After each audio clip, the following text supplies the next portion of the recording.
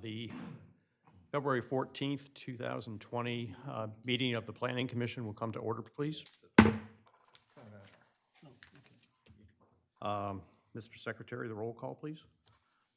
Or Mr. Trunzo? Here. Mr. Covington? Here. Mr. Hunker? Here. Ms. Matcha? She's coming late. She's coming correct? late. Yeah. Myself, Ms. Lucier? Here. Mr. Strange? Here. And Mr. Kaufman, I understand, is not going to be here. He's not going to be today. in attendance, right? And the chair is here, so we have a quorum. And the verification of meeting notice. The agenda was, Oh, here she is. the agenda was published on February 6th, 2020, posted on the board at City Hall and posted on the portal same day.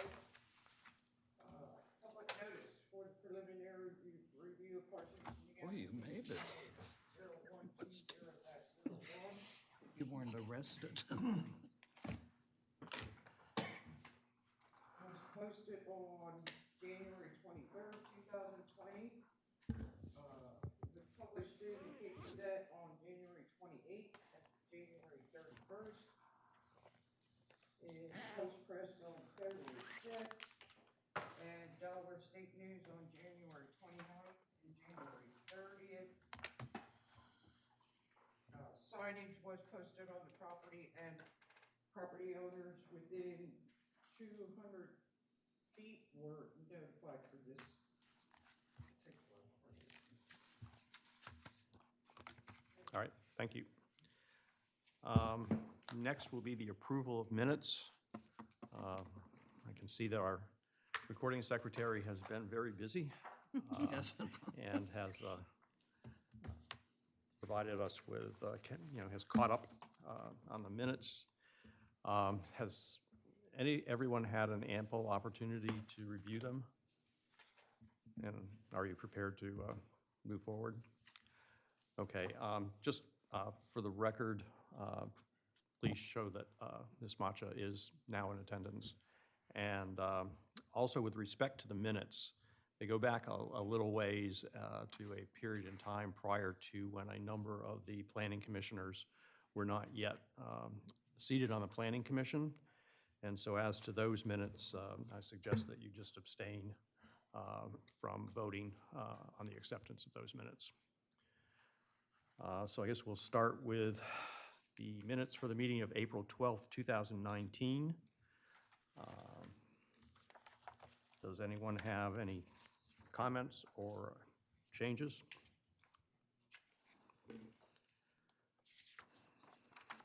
No.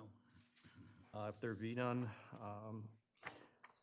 I think I just have a typo, probably due to autocorrect, but I think on page 5 and in the third paragraph, the last line, it says cannot be parched out as a singularity.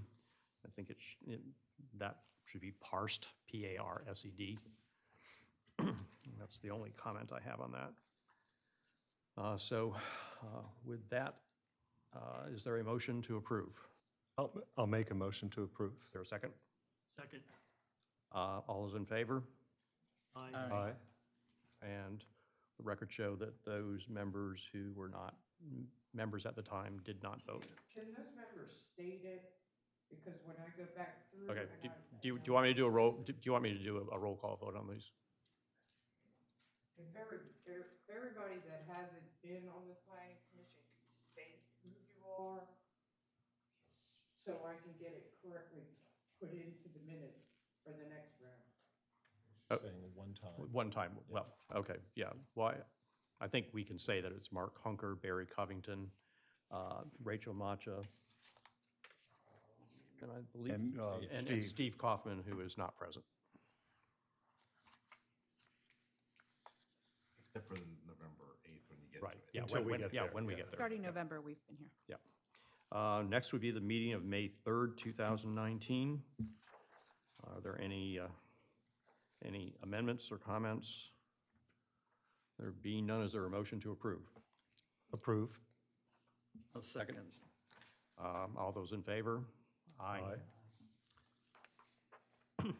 the meeting of May 10th.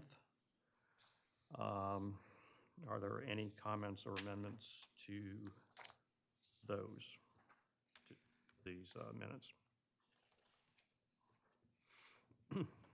I think I have a couple of just typos which are insignificant on this second page. Autocorrect doing its job again, I suspect. So, Ann, I'll just give those to you. They're immaterial.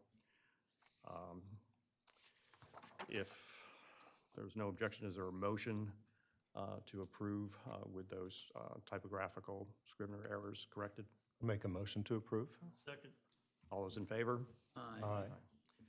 The meeting of June 14th, 2019. Any comments or changes to these minutes? If not, is there a motion to approve? I make a motion to approve. Is there a second? Second. All those in favor? Aye. Aye. July 12th, 2019. Are there any changes or corrections to these minutes? I wasn't here, so I'm not going to make a motion to approve. Yeah, I was not here either. I do have a couple of, again, I think probably autocorrect changes that I would like to give to Ann if no one has any objection. And the fact that Jeff and I were not here, I believe, leaves only Mr. Me and Weber, Mike, Mr. Strange, and Miss Lucier left the meeting at 4:36. I guess we'll have to leave this to Mr. Weber and Mr. Strange. I'll move to approve. Second. All those in favor? Aye. Okay. The meeting of August 3rd, 2019. Any amendments or changes? Again, I just have a typo, which I'll give to Ann. Is there a motion to approve? I make a motion. Is there a second? I'll second. All those in favor? Aye. The meeting of August 9th, 2019. Any changes, amendments, corrections? If absent from that meeting were Mr. Weber, Mr. Strange, and Mr. Hubbard. So that leaves Ms. Lucier, Mr. Trunzo, and myself. Is I'll there make- a motion? I'll make a motion to approve. I'll second. All those in favor? Aye. Aye.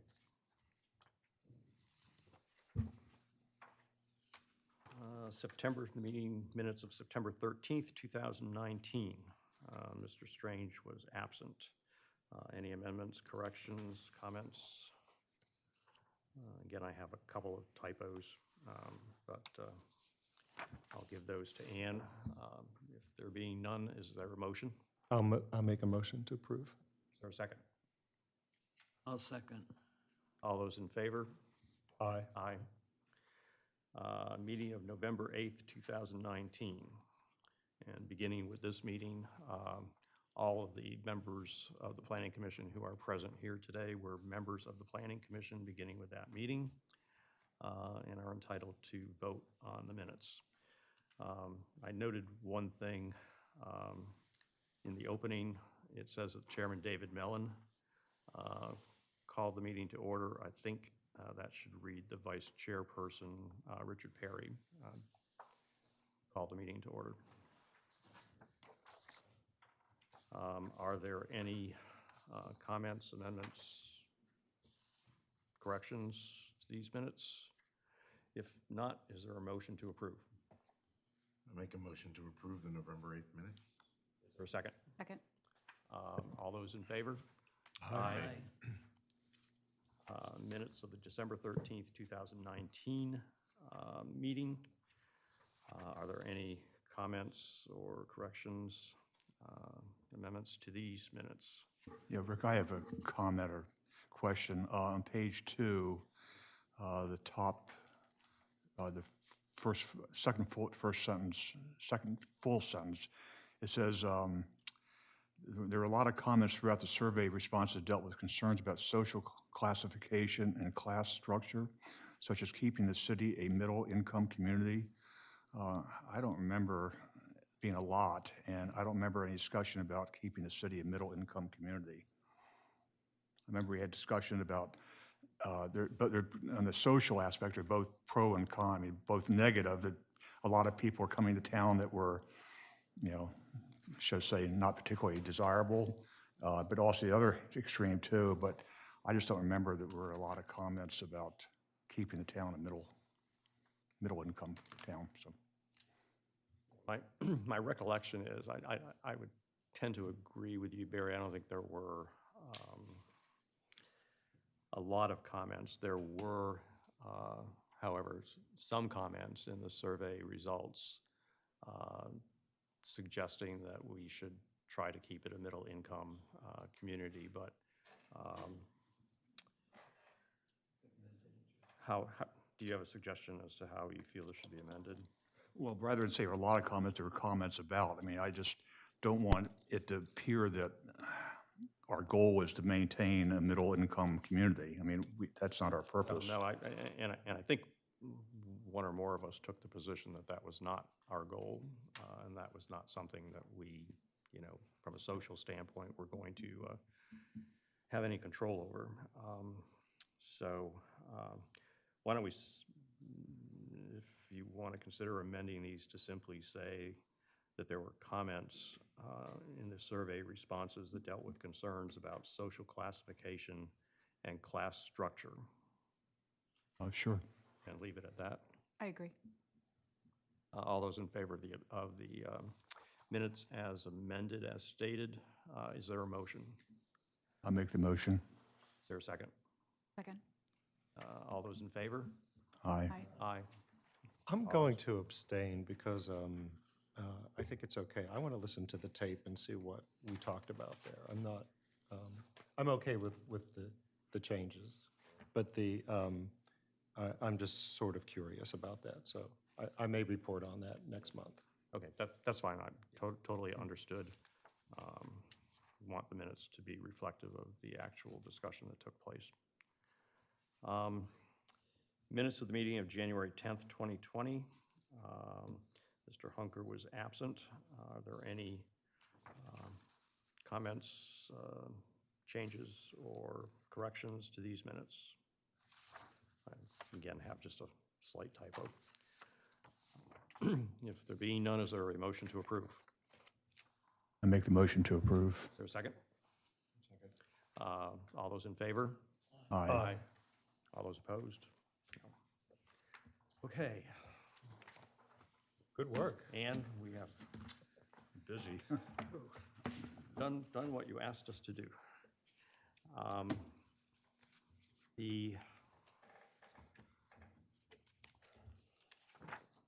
think what I'd like to do, Mr. Mandelis is delayed today also in Dover and is trying to get here as soon as he can. So I'd like to take a few things out of order on the agenda in the hopes that he'll get here for consideration of some of the matters that involve some legal issues. So if we could next take up the agenda item 8B, which is consideration of and possible vote on proposed changes to Planning Commission bylaws and rules of procedure. This has been a pending matter for quite some time, and I'm hoping that we'll be able to finally get to a final decision on these today.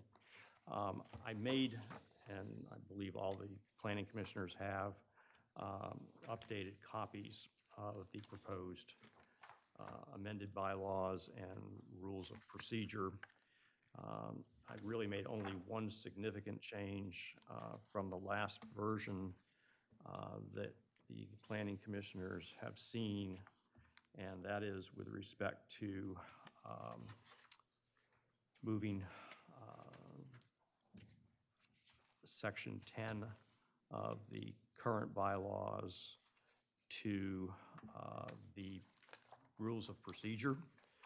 as a number of the planning commissioners had suggested, that it was primarily a procedural matter. The one area that I did not address in what you have in your packets today is the question of what constitutes a quorum and whether or not we should have the bylaws specifically refer to the number of members of the planning commission. I think all the points were well taken, and we certainly, I think our goal as a whole is to revise these in a way that does not lend the bylaws or the rules of procedure to vagueness or, too many areas that are subject to interpretation. Let me explain my logic in terms of how I approached this. The reason why I included in the first section of the bylaws that the Planning Commission would be comprised of 5 to 9 members as determined by the Board of Commissioners from time to time was to be consistent with the state code at Chapter 22. And I guess there are a couple of ways to approach this. I mean, obviously, it is the Board of Commissioners that determines the size of the Planning Commission. We have no control over that. And the Board of Commissioners has determined that the size of the Planning Commission at this time should be 9 members, and that is codified in the city code. I know there has been discussion among members of the Board of Commissioners, and there's even been some discussion from time to time, both in the last couple of years here on the Planning Commission, as well as even more recently as to whether or not 9 members is the right number. Should it be reduced to, say, 7 or 5? I don't know what the right number is, frankly. I think that 9 is a little bit on the outside fringe of what is customary for the size of planning commissions. It's not to say that 9 is wrong. And I guess we're not here to make that decision because we don't have really the decision-making authority over that. I wanted the bylaws to reflect, however, that that is the range within which the membership could be comprised. As I've reflected on it, we probably don't have to say anything about the number of members of the Planning Commission in the bylaws. We could simply amend that to say that the Planning Commission shall consist of such members as determined by the Board of Commissioners from time to time and as codified in the city code, or words to that effect. I personally don't have a problem with that. I just don't want to box us into a specific number. I don't want to say it's just 9, because if at some point the Board of Commissioners decides to change that, then we have to go back and amend our bylaws, and I frankly don't think it's necessary. I recall some earlier discussions about this topic with our city solicitor, Glenn Mandelis, and he was, I believe, in agreement that it wasn't necessary to state the range or the number in the bylaws. So thinking about that, I would probably suggest, depending upon what other members' views are, that we change that to eliminate references to specific numbers of members and just leave it to whatever the Board of Commissioners determines from time to time by code. The other question that a number of, that has been raised and was raised in a couple of our meetings was the question of what constitutes a quorum.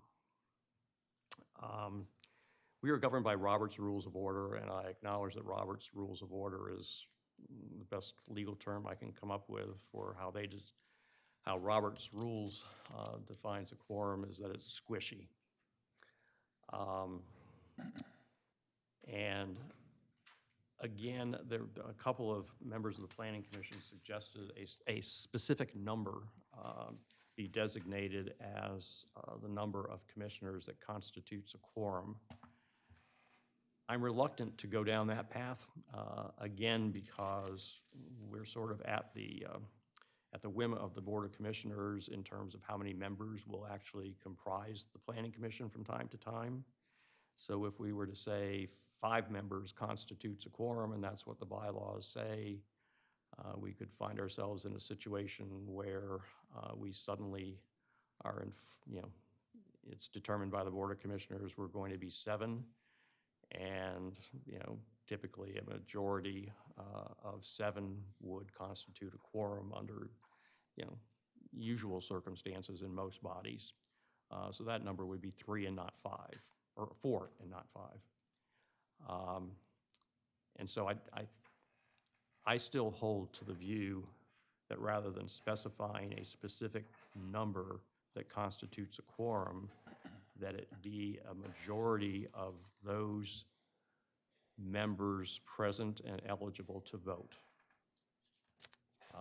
And I say eligible to vote because while I tried to make members a defined term so as to exclude the ex officio members of the Planning Commission, which are the mayor and the city manager, because I think the language in the code is a little bit confusing in that it says that they can exercise the same powers that we can, while Mr. Mandelis has, I think, advised us that he doesn't believe that includes voting. I wouldn't want anyone to challenge whether or not the voting members, whether or not the size of the Planning Commission for purposes of determining quorum or otherwise has to include the ex officio members. So I open this up to discussion. I don't know if you've followed my logic and whether it makes any sense to you or not, but any comments from the Let me commissioners? respond, since I was the one that raised the 2 issues you mentioned. With the change of your language, I'm fine with that. Just saying that the number will be determined by the Board of Commissioners.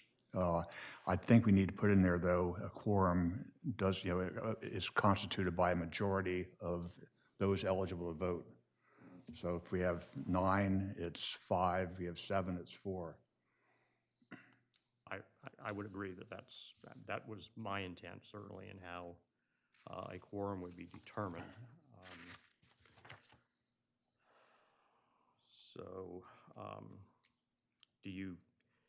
The language that is in the current draft says a majority of the members present and entitled to vote shall constitute a quorum for the transaction of business. Is that satisfactory? Yes. Yes. And then if we amend section 1 of the draft to simply indicate that the City of Rehoboth Beach Planning Commission, the Planning Commission shall consist of such number of members, each a member and collectively the members, as determined by resolution of the Commissioners of Rehoboth Beach at any regular or special meeting, et cetera, the rest would remain the same. Is that an acceptable amendment to section 1? That's acceptable to me. Is there any other further comment? Any comment from the public? Not seeing any. Is there a motion? Oh, do you have any other comments on the bylaws, Appendix A or Appendix B, which is the Rehoboth, the rules of procedure? Okay, if there are none, is there a motion to approve the proposed amended and restated bylaws and rules of procedure of the City of Rehoboth Beach Planning Commission as so amended at this meeting? I'll make a motion to approve the amended bylaws. Is there a second? There being a second to the motion, any further discussion? All those in favor? Aye. Aye. All those opposed? I vote in favor as well. Thank you all for your patience in getting us to this point. Thank you for your time putting in all the work to put them together. Well, it started out as a simple task, which the city solicitor was happy to put on me, and then I realized there were a lot of things that probably should be cleaned up and clarified. So, and thank you all for your patience with it. The next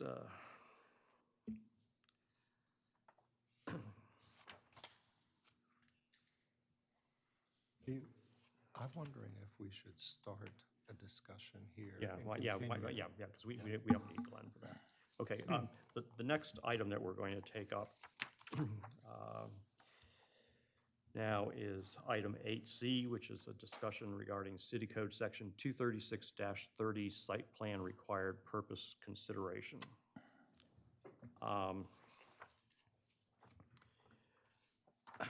I'd like to open this up by making a statement, and first of all, also by reading what Section 236-30 of our code provides. And Section 236-30A says that no building permit shall be issued for any project or projects that individually or collectively involve 4 or more dwelling units to the development or redevelopment of a parcel of land or adjacent parcel of land in excess of 20,000 square feet. 3, a commercial project over 15,000 square feet of gross floor area, or which requires substantial renovation or increase in intensity of usage. 4, a development requiring a change in zoning. Or 5, any other site plan referred to the Planning Commission by the building inspector until a site plan has been reviewed and finally approved for such project by the Planning Commission. The January 10, 2020 Planning Commission meeting, Commissioner Lucier inquired whether the city code required the Planning Commission to review and approve projects where there is an increase in intensity of usage.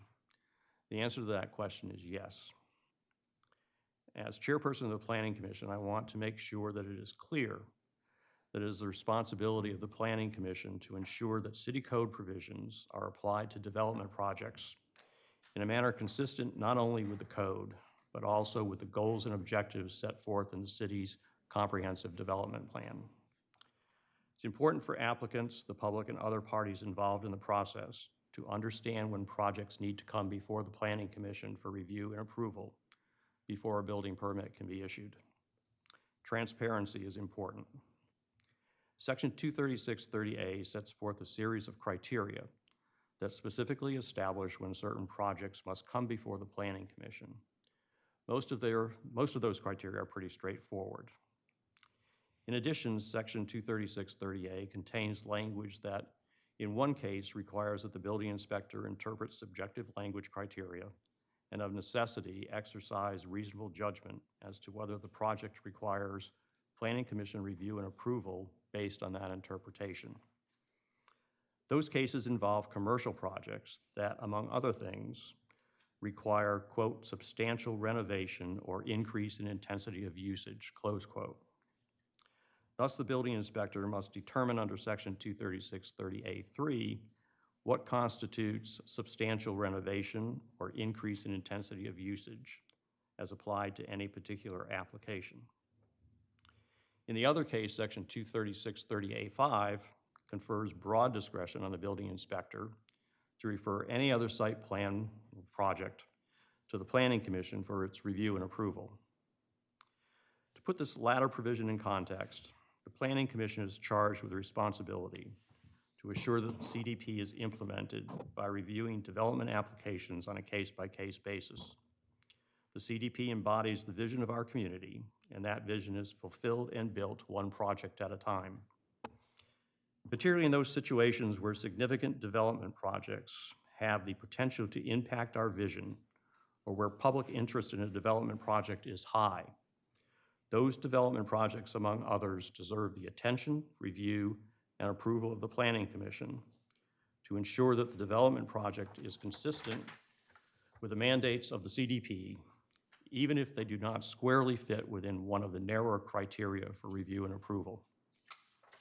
That is to say, as clearly contemplated by the code involving these circumstances, the building inspector should not substitute his or her judgment for the judgment of the Planning Commission. Therefore, those projects that fall within the circumstances I have described should be referred to the Planning Commission for review and approval. The building inspector is encouraged to avail himself or herself of the discretion in 236-30A where appropriate. The building inspector should, however, be judicious and not unnecessarily subject projects to our Planning Commission process when not warranted. It is not our intent to burden applicants with fees and delays. Thus, the building inspector should take a balanced, common-sense approach when deciding whether a particular project should be referred to the Planning Commission. When in doubt, the building inspector should consult with the chairperson or the vice chairperson of the Planning Commission. It is my hope that applicants will work with the Planning Commission to achieve their objectives. The Planning Commission is not here to hinder you. Our process provides applicants with the opportunity to engage with the Planning Commission in a collaborative manner to achieve their development objectives. At the same time, the process assures the community that the Planning Commission is fulfilling its legitimate role on behalf of the city and its citizens. I believe that this Planning Commission has an open mind, will think outside the box, and will strive to work with applicants to find common sense solutions and not just say no. At least that is my goal. With that, I will open this matter up for discussion by the other commissioners. I wanted to mention to Joyce in particular that I'm very glad that you brought this up at the time you did, because I think these clauses, I had never really given them careful consideration, the words or where the commas were. And I had been wondering about some major adaptive reuse projects we've seen, which I like, but I thought they were extensive enough that they should have come here. So thank you. I have a comment or question. As new to this board, do we have a lot of referrals from the building inspector that comes to us for decision that's not required by 236A, 7A? Well, in my experience, in about 2.5 years serving on the Planning Commission, I don't recall any matters referred to the Planning Commission by the building inspector under the discretionary authority that is granted to the building commissioner. There was, however, for example, and I believe it was in one of the meetings, in the minutes that we just approved, actually, that there was some discussion here at the Planning Commission as to whether or not the work that was done at the Rehoboth Automotive place should have been brought before the Planning Commission because there are issues with respect to runoff and things of that nature.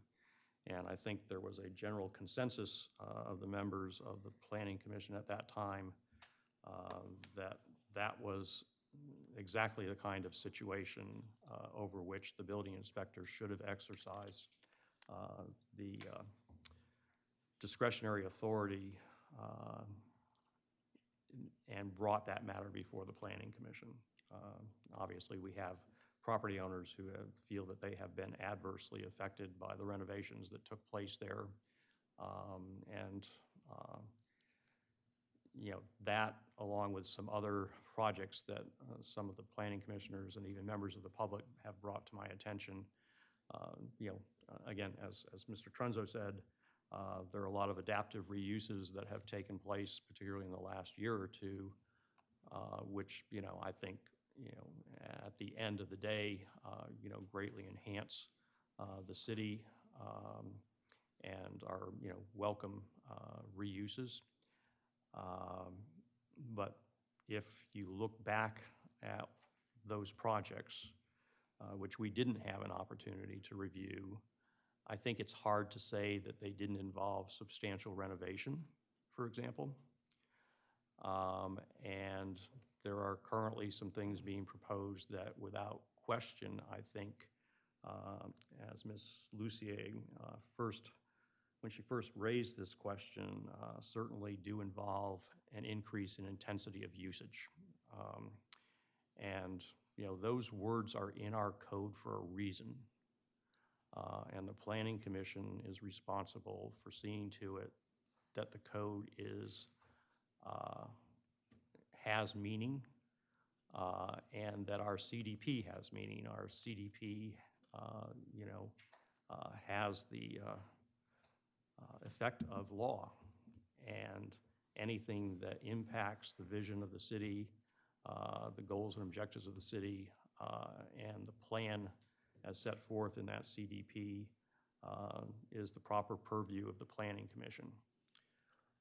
It's not to diminish, the role, and I'm not saying anything negative about, any, former or current building inspectors, but there are some projects that are just so significant that the exercise of their judgment should be to refer those matters to us. How do we do that? We can't fix what we don't know, right? Right. So, My question. do we rely on the public and then go to the building inspector and tell the building inspector has to come before us for approval? Do we have that authority? One of the things that I think we need is we need to have a discussion within the city, with the city manager, about a strong administrative process. So, the building inspector's area of expertise is the code in the building. But us in the city administration supervises that office. And we need to have something so that if a project, I'm not going to call it good or bad or otherwise, but a controversial project, for instance, that involves this, I think should be vetted here. I think, we should hear some of that. It shouldn't be, it shouldn't be put upon the building inspector to decide about, does it entirely meet the intent of the CDP? Where are we? What direction is it going?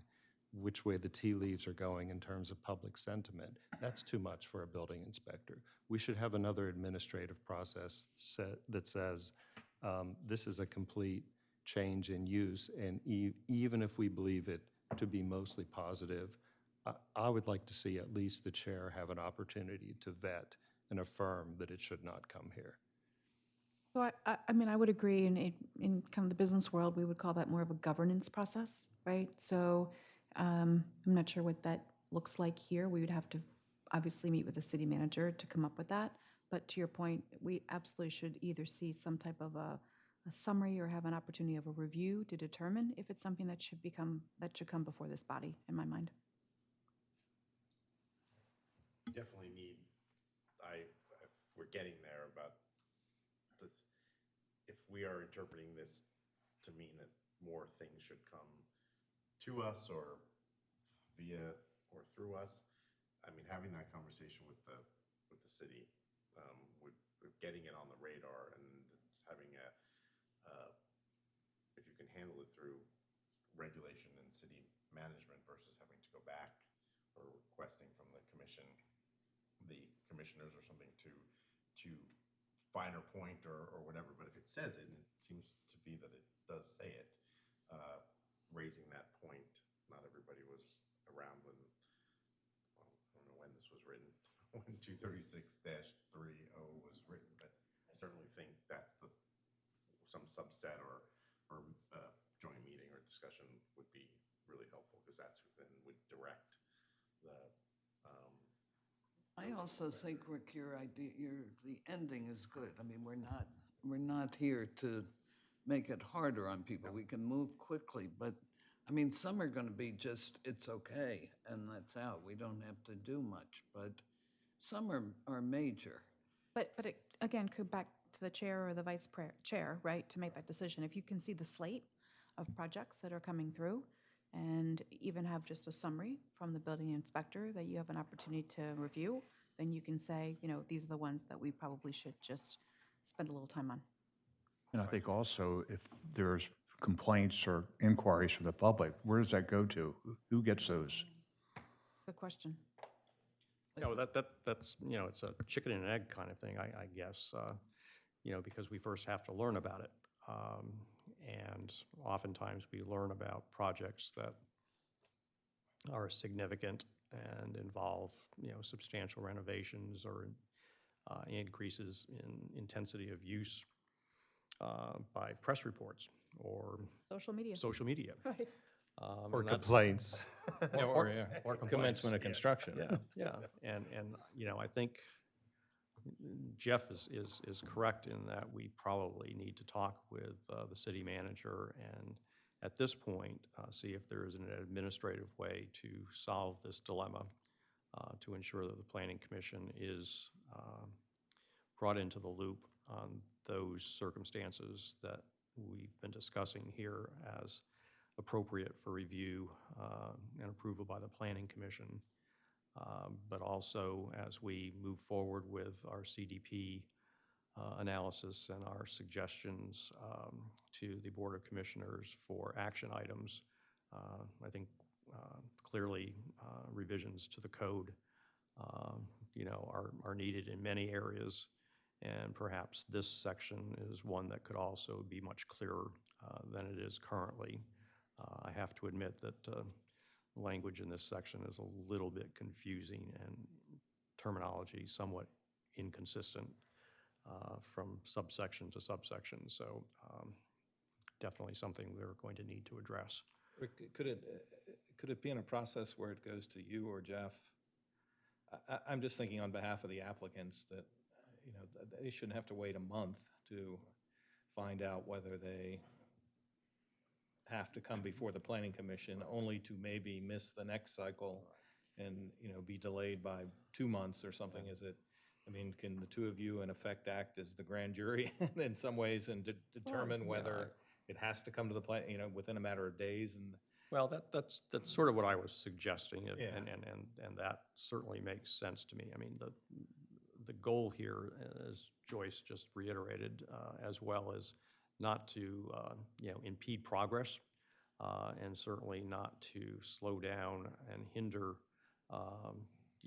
projects from moving forward. I'd be the last person who would be in favor of that, and that's not not the purpose of what I was saying. And I think that either Jeff or I certainly can make a pretty quick decision on whether or not something, is of such a nature that it really deserves the attention of the full Planning Commission pretty quickly. Again, I also don't want to, have this viewed as a suggestion that the Planning Commission's agenda become overburdened with, project after project that, just is not necessary to come before us. That's not what I'm suggesting. So, I think, talking with the city manager about this, and I don't know, Matt, do you want to say anything in this regard? I know there's, do you want to? Microphone.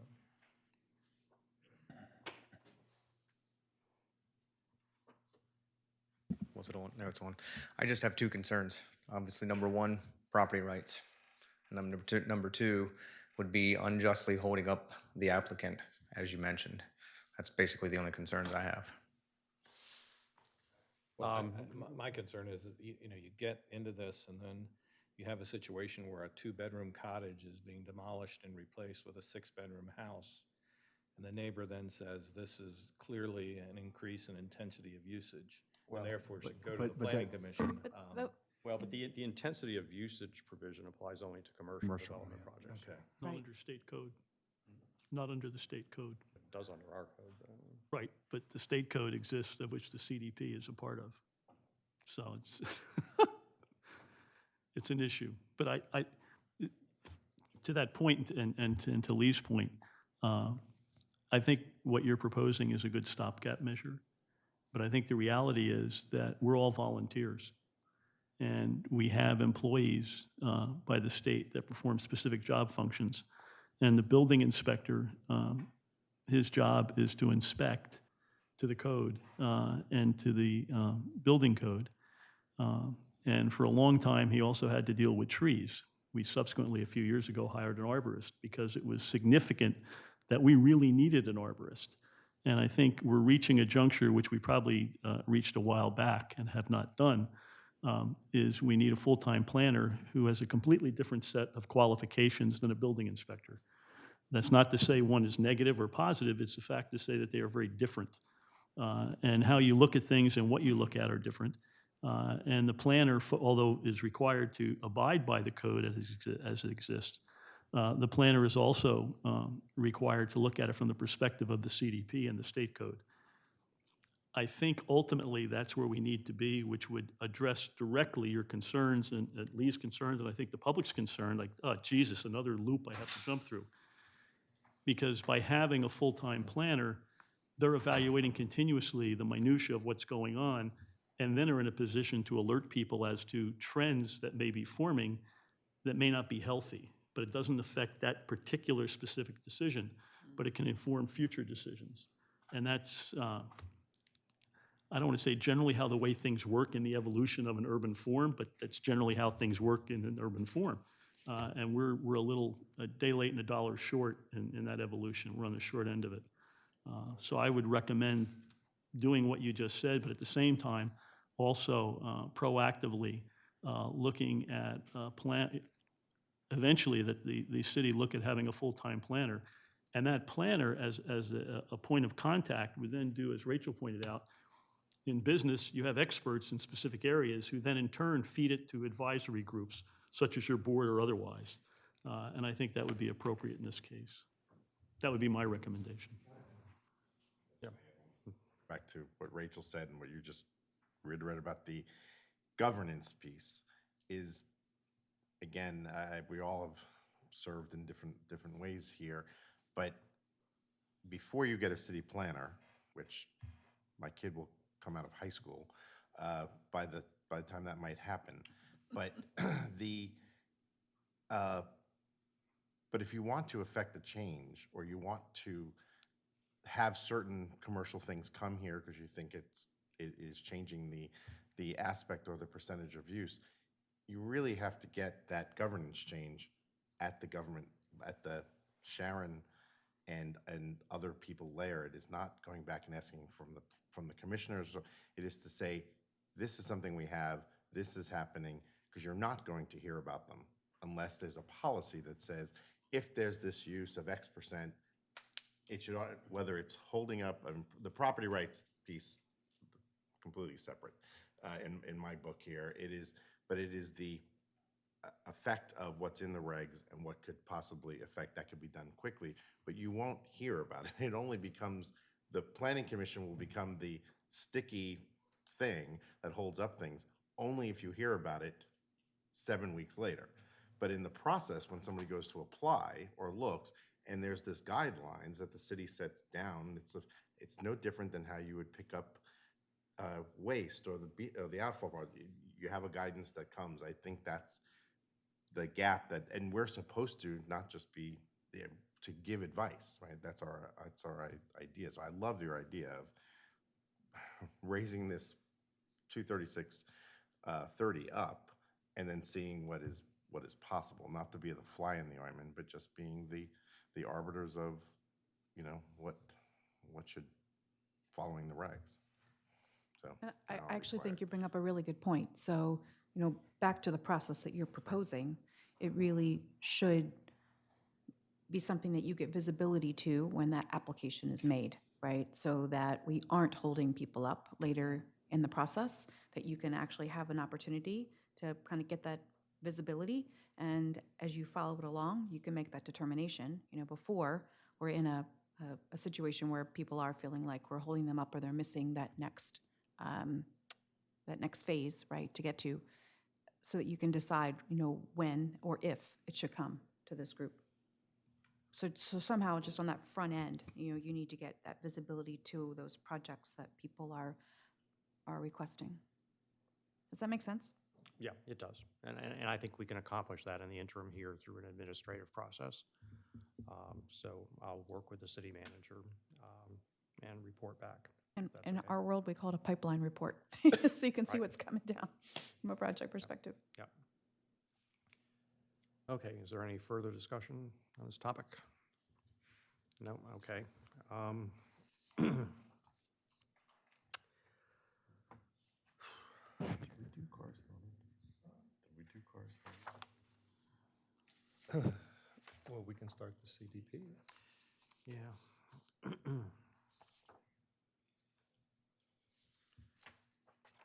Okay, maybe I think what we'll do is, let's see if Mr. Mandelis has given me an update. Not that it won't take 30 seconds, but probably could see if there's any correspondence in there and check that one off. Oh, yeah. And is there any correspondence? I'm sorry, I skipped that. Yeah, there you go. That's why I said it won't even take 30 seconds. Highlight it off. I'm gonna have to start writing in letters. Nope, no further update. We really need Glenn here for this? For the partition? Well, we may, but I hate to, have the applicants wait for a prolonged period of time, and hopefully we I can agree. I mean, dispense with unless this. we need Glenn, we should move forward and let these folks. Okay. Yeah, let's go ahead with the partitions. Sorry, Debbie. Okay. Are you trying to start early? I'm kidding, I'm kidding. I don't blame you. Let me,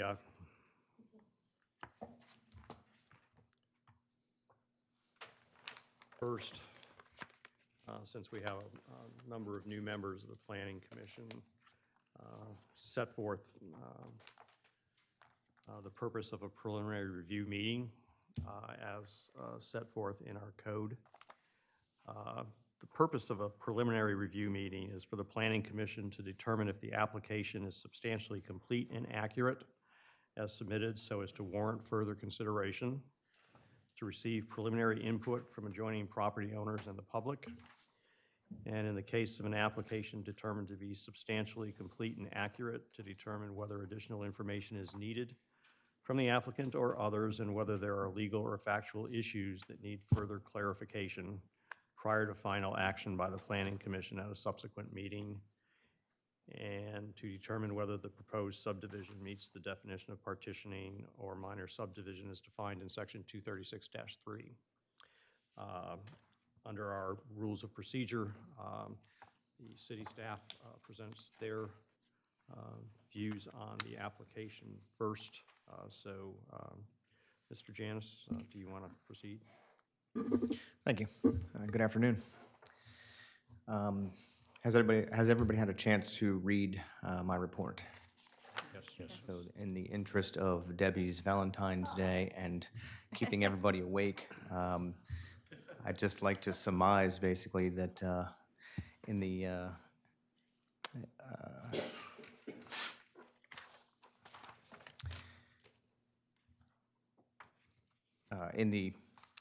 conclusion of the building and licensing, the rotation and the separation pretty much meets the extent of the code.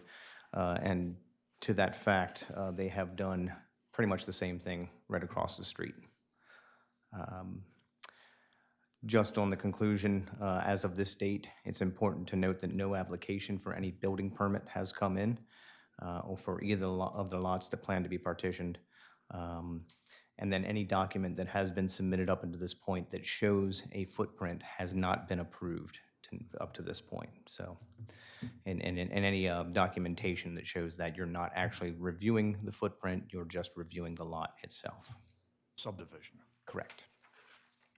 Go ahead. Any questions from the commissioners of Don't mean to Mr. ask Janis? all the questions, go ahead. It looks like a lot of us may have questions. Mine is more curiosity and background. I was trying to piece together the history of all the pieces and understand how we got to the final product. So it looks like it meets the lot size.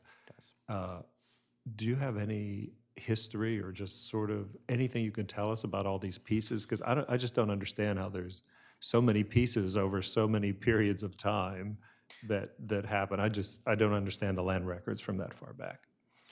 So it looks like this lot, or this section of lots, so the entire block, is obviously bigger than what normally was planned through the city, as in like a 100-foot block or 200-foot block. This one actually looks to be about 250, and as such, or even more. And as such, the lots are a little bigger as they go down through. I don't really have the history as far back as probably what you're looking, and we can definitely pour into the files to discover more. But from the looks of things, this is how the original layout was had occurred. And it's slightly larger than what's required? It 50, is, yeah, yes. Okay. Yes. I just had a question when you mentioned that you hadn't seen any plans yet, because I walk by that parcel every day, and the corner lot does have a sold sign on it, or had a sold sign on it. Is it gone? It's gone. Oh. There's, Okay, I didn't walk by there today. Sorry, have to but be I up have to every other date. day in the last couple months. if, Maybe, do you want to come forward? Oh, sorry. Go ahead. This is probably also a good time to say that I live in that block too. So I don't have any preconceived notions, but I am right there. And I need a password, if you got one. Look at the bottom of the model. Oh, all right. All right. Bear with me. I was asking what it was too. Tell me what it is. It's lectern with a capital L, 229. If I can type without, there we go. How about that? Perfect. Here I am holding, Yeah, that's what I was trying to get. I wasn't working. Okay, thanks. it helps if I Oh, can yeah, spell he's- lectern. Got to switch your user. Yeah, you're Vince. under Rehoboth's system.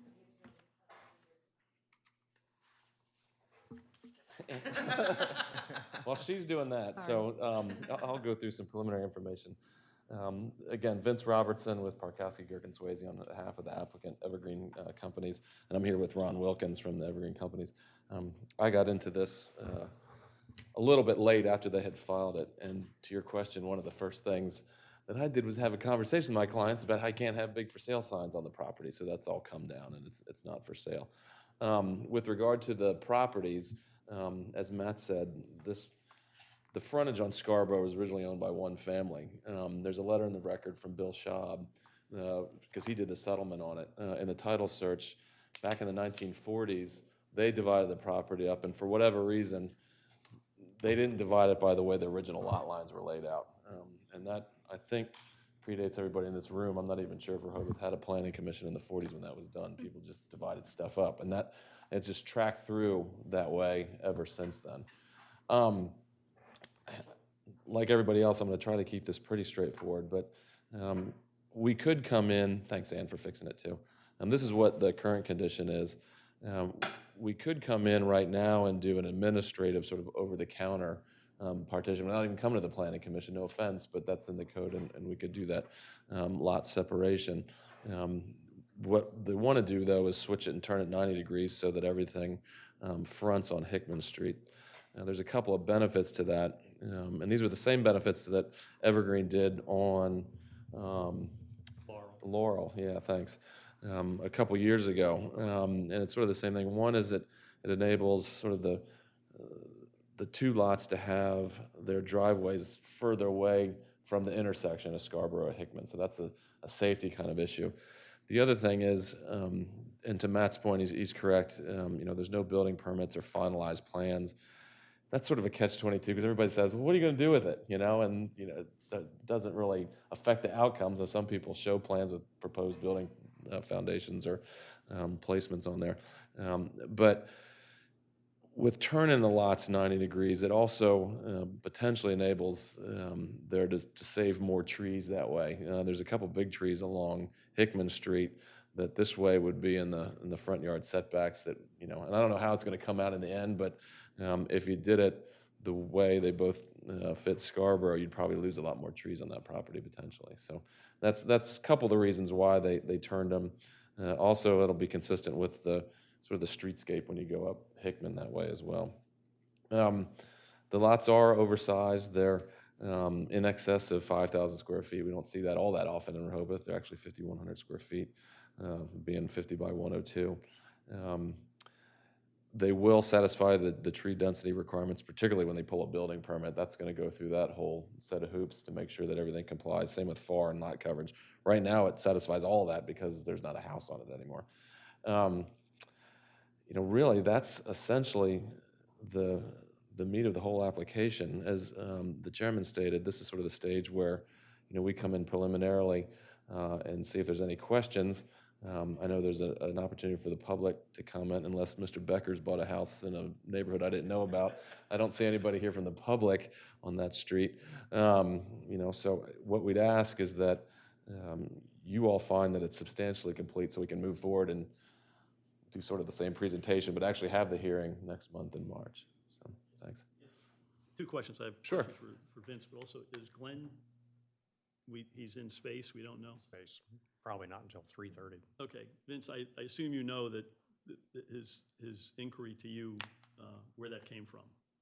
Where, The inquiry about Consultation with you. the complication with respect to whether or not one of the lots was sold. yeah, no, and I verified that with my clients, and Mr. Wilkins can confirm that they're not marketing, it's not sold. Actually, we did not know that was a rule that we could market it. We bought the property. We didn't realize we could market it, honestly. So as soon as we found out the signs were down, no Well, valid contract, right? I have a, may I? Go ahead. So if I could respond to that, as soon as I got Mr. Mendelis's inquiry, because I had looked at the property when Evergreen first came forward, and I think they had an Evergreen sign up there, which is fine. I mean, they own it, you know, and they're building on it or whatever, but, well, they couldn't even pull a permit at that point. But when he called me with the for sale signs, trust me, I got on the horn real fast, because I know that rule, and I know that affects how this proceeds. The inquiry came from me to Glenn. Okay, that's fine. It's an appropriate inquiry, obviously. And obviously, because when lots are going to be petitioned, I go by to look at them and make sure I understand the full implications of it all. And I sort of a couple of questions. One very specific. It indicates that you can't sell the lot before it's been, has that lot been sold? I know the sign came down, but is an agreement of sale already in place? Okay, so it says it was sold, it didn't sell. No, I can tell you, there's a little marketing strategy on the building side. Oh, we need you to come to the microphone. I'm sorry, if you want to come up here or to that one, whichever. Sorry about that, Ann. You know, If you could please identify yourself for the record. Ron Wilkins with Evergreen Companies. Sometimes we'll do a little marketing thing, and it's kind of like a little, we'll be in a community, and to spark the activity, we may throw it's a spec house, we may throw a sold sign on it, just to show a little bit there's some activity in there, and that's what we got. I mean, the property's still owned by Evergreen, there's not a valid contract on it, and that's that. Okay, the other thing is, and this is. And I'll just say one thing too, the fact of the matter is, the lot doesn't exist yet, you know, so they couldn't sell it to anybody, because. Well, that was my main concern. Under the code, you can't do that. The other thing is, and this really, that's why I wish Glenn was here. You made a comment that you probably didn't need to come before us because of the unique history. Not for this application, but if it was stayed oriented the way it was, because it's lots, and I don't mean to suggest that I'm taking jurisdiction away from you all on this application, because this one clearly needs to come. But if we had taken the other way, well, yeah, maybe not, because it's the way it's oriented. But anyway, Well, the point was the intent is to build two dwellings on a yes, single lot. that's correct. Which- Well, two dwellings on two new lots.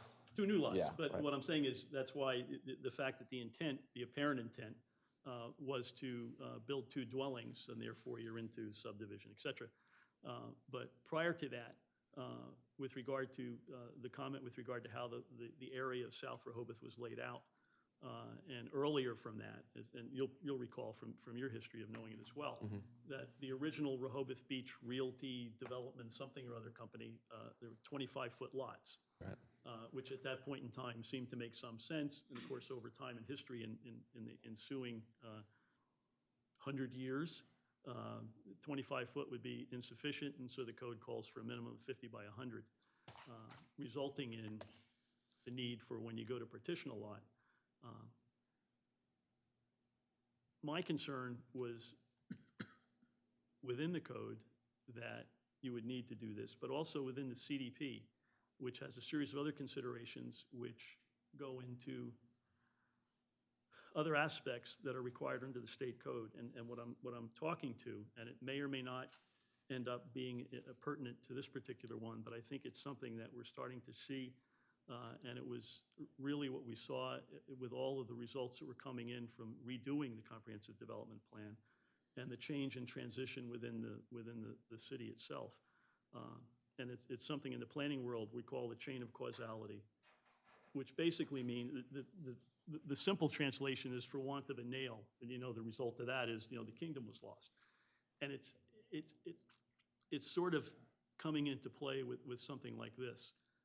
You made a very good point with regard to like the tree canopy, that every effort was made to try to minimize that, so when you're finished with the 2 homes, you still have essentially the tree canopy you had before you started, so it doesn't change dramatically to the area.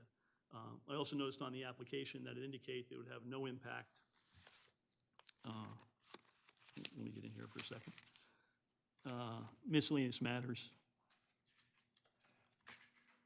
Will management of stormwater, roof runoffs, et cetera, being created be affected? And the answer was no. Well, the answer is yes. And that's probably something that, typically someone wouldn't respond to and say, well, the runoff doesn't change. It does. When you increase the impervious area because you're putting up 2 dwellings and not 2, and assuming they're 3,500 square feet, which almost all of them are now, you now have 7,000 square feet in an area that previously wasn't. And so the amount of runoff that's generated comes down and is more concentrated, and therefore has to be disposed of and infiltrated into the ground in a different fashion, or it runs off. Now, it has to be maintained on the property, but the point is it changes. And all I'm saying at this stage, and my view as a commissioner and a planner, is the fact that things are changing. And is this the tip of the iceberg? Is this the canary in the coal mine? I don't know. But I am concerned with the evolving evolution of the disappearance of larger parcels within the confines of the city being constantly segmented into smaller parcels, and thereby increasing the physical density of what exists within our town and changes the sense of what is within the community itself. Because the houses generally are all maxed out. They're no longer a mix of cottages, different aspects. I mean, quite frankly, this entire lot could have been kept as a single lot and a new house constructed on it. But for economic reasons, the decision was made to do otherwise. That's strictly the choice of the person who purchases it. But it's food for thought. To expand on that food for thought, and Mr. Mendelis is not here, so maybe we can reserve this conversation till then. But as also a land use attorney that represents local government, be careful about that, because that's really an issue that the mayor and commissioners have to address with the change to your code. Because your code says this is essentially a subdivision, and there's Delaware cases that Mr. Mendelis is really familiar with, as we all are, that says if you meet the requirements of a subdivision, which isn't discretionary like a change in zone, then it essentially has to be granted. Us land use attorneys that sit where Mr. Mendelis sits don't like to say that, because frankly, but that's the truth of the matter. So I don't disagree with that and that theory and in principle, but I think that's an issue that has to be addressed in the code, because if we satisfy the code standards, subject to conditions. Right, and the aspect of that is, the other part of the code is the CDP, which has the force and effect of law. And that, it's very interesting. Talk to your That's right. solicitor about that. That's all I will say. No, I'm not. And it does. It has the force of law, but so does the subdivision code. Right. So, With that, it's always fun conversations when I come to Rehoboth. Thank you. Other questions or comments from the commission? I had 2 quick questions. The property to the north, the residual of the block between the 2 streets, have you had a conversation with that owner? I mean, I'm sure they've been noticed about because of the odd configuration, the 102 feet. Have you talked to that owner, or did you send them notice and you just haven't heard anything? No, I think they have gotten notice from the city. They should have. I have not had a conversation with them. The one thing that's sort of, and I understand that, but mitigates it, when you look at, and there's the pictures in the file, their driveway runs down that side as well, and there's a fence there. So it's certainly going to be different because there was a garage there in the driveway on this property. But at the same time, it's not like we have in some other situations where the house is built right up on that setback line on their property. But we can reach out to them and see. I'm just curious. I mean, odds are it's all correct, but I just didn't want a situation. Oh, as far as the title, yeah. Where they jump up later and go, no, it's 100 feet. It's not 102. That's our property. I was in Florida. I never got the notice. I didn't know this happened. I mean, obviously you can't partition somebody else's property. I mean, Right, right. Yeah, and even if it is 100, it still meets code. So I was just curious whether they knew about it or you talked to them and they said, yeah, that's our understanding. too, No, issues. we have not, you know, and it was originally all one family, but I don't think that's the case anymore. And I Maybe guess, sold Ms. to somebody Womack, you else. haven't heard anything from those property owners either, no. But, yeah, I'll go back and look at the title too. And the other question I had is, why in the deed from the prior owner to Evergreen is it spelled out as two separate parcels when it's not? That I don't know, because I did not do the settlement. I will find that out, though. I'll come back with an answer for that at the hearing. Yeah, because Mr. Schaub's office did that. And I know it's part of the application. I don't want to The legal speculate. description describes it as parcels A and B, 5,100 square feet. And there's a meets and bounds of each one, and I was, when I saw it, I was just puzzled, because I was like, why does it have, it's like it's already been subdivided. Yeah, and I don't know the answer to that, so I'll find out. So, And I did have one last question. The tree, there's a tree in the, a street tree that looks like it'll be lost as a result of a new curb cut. Does that fall under the building permit process, or? It's not on the Believe it does, parcel, yeah, it's on yeah, the city's yeah. property. Yeah, that's under the building permit. It does. They will have to go to the tree commission to get permission to that's- take we that don't have to down. worry about that. Yeah, correct. and while we're on that, just for the record, Matt had said, you know, that the building, his office hasn't reviewed any of those surveys. I want to agree with that. I want to confirm that, you know, those surveys were in there, but they weren't submitted for any purposes to assume that the zoning's right, the setbacks are right, or any of that stuff. Just So put that on what there. we see on that drawing is a non-existent representation on the building. I believe what the applicant is trying to show is that they're creating lots that they could build to, with just standard footprints that they typically develop through the evergreen companies. Right, but, okay, but one of the dimensions on the, that it was put in by the, I assume the surveyor, indicated that it violated one of the side setbacks. So I didn't really review, again, those footprints. They haven't, It was a non-existent building. exactly, Okay. right. All right. And, An illustrative building that isn't in compliance, okay. yeah, and I'll have to review the side setbacks because we do have a corner lot here, so. That's not sold. That doesn't exist yet, that's right. Aside from all of that. Okay. Now, in all seriousness, though, I wanted to clarify, one, that is just a representation that isn't reality, that it wasn't necessary, and in fact, so it's not assumed to be. Yeah, that's correct, yeah. And that the representation that it was already subdivided and sold in nonconformance with the code did not occur. And Yeah. both of you have represented that to be the case. Okay. I guess, and also with the caveat that you'll get back to us with an explanation as to how the deed of transfer, For Mr. Shaw, I'll find that out. I'll go back and look at that.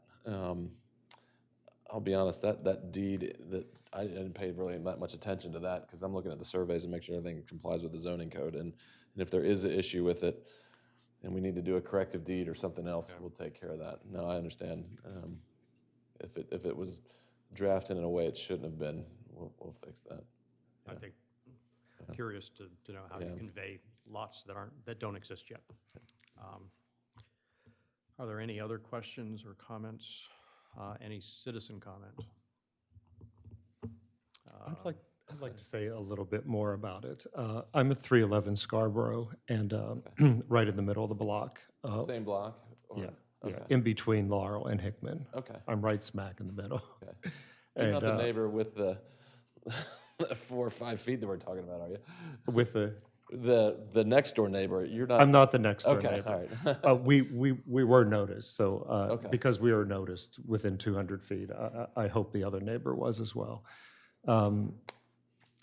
So Evergreen, so the same thing happened at Laurel. There was a single-family home that was a year-round occupied family home as the one that's gone at this location as well.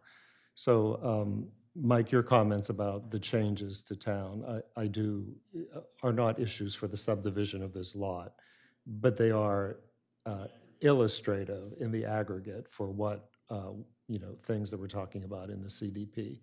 Evergreen seems to build a fine home. Their homes have many nice features.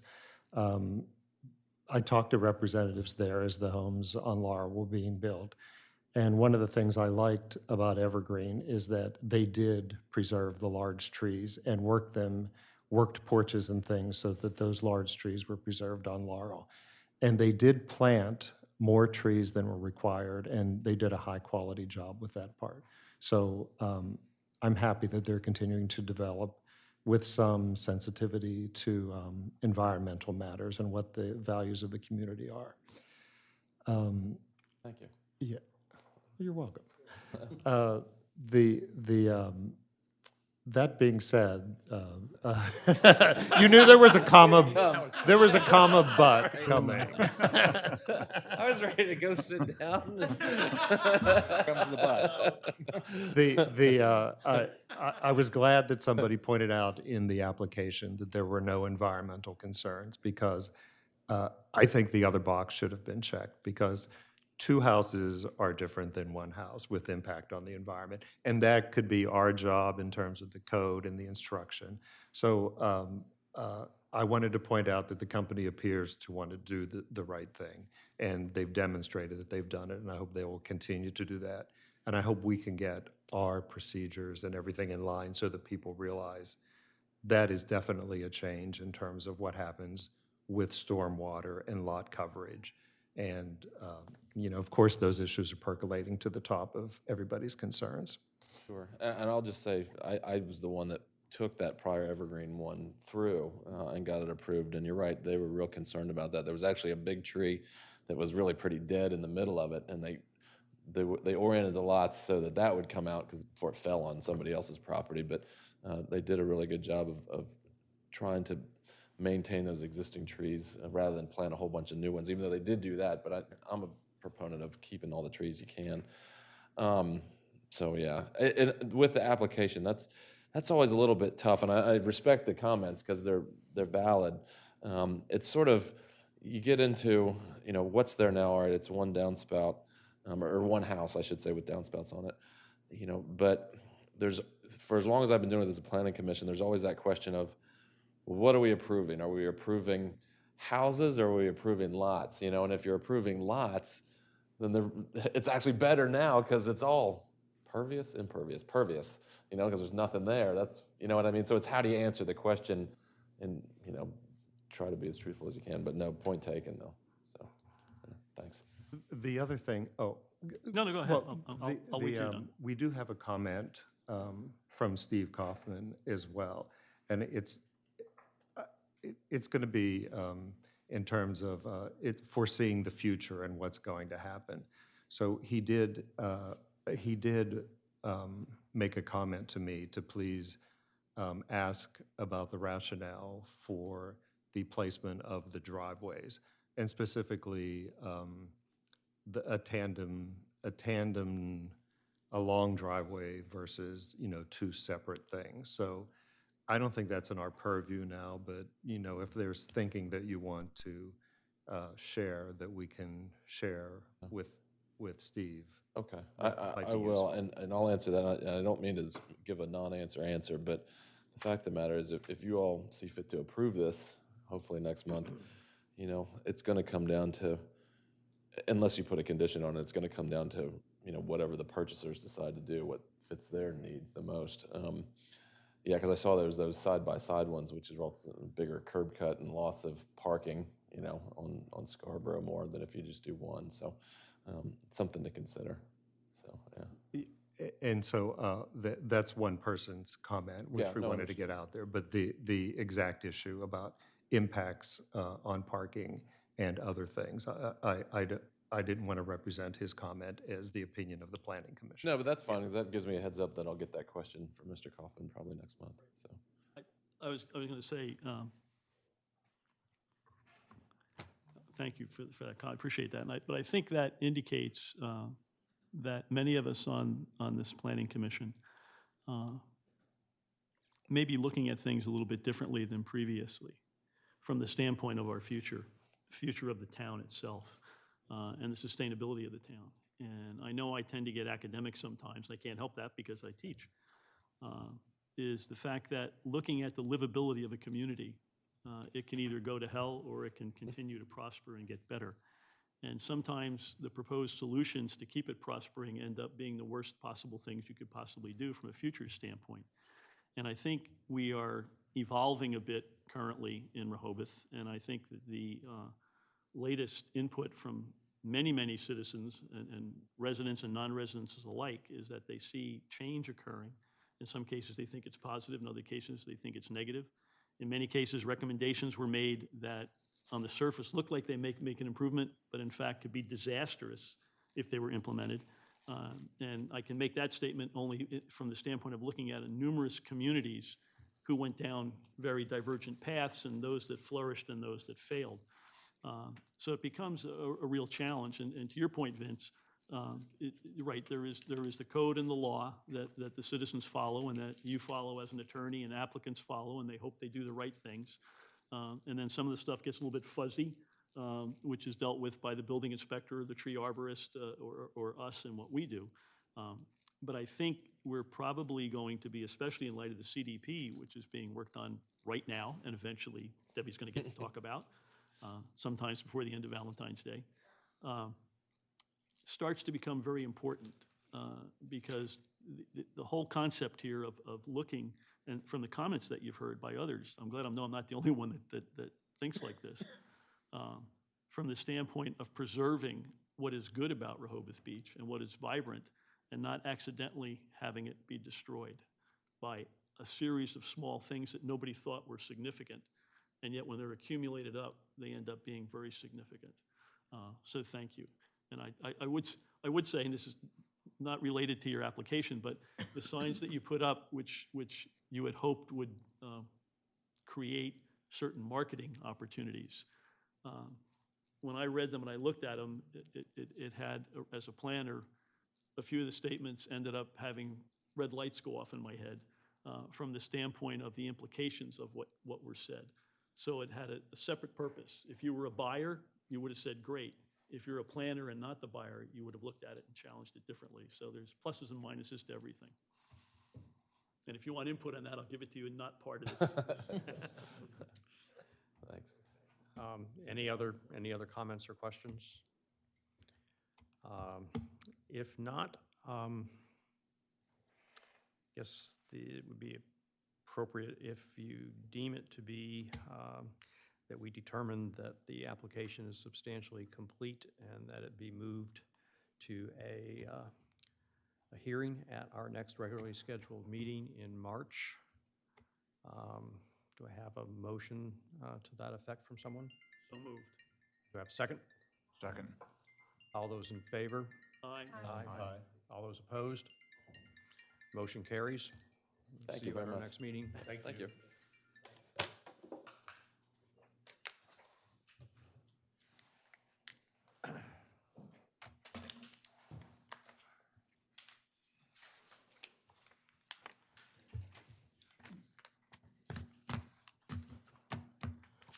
Matt, are you going to be giving the building inspector report?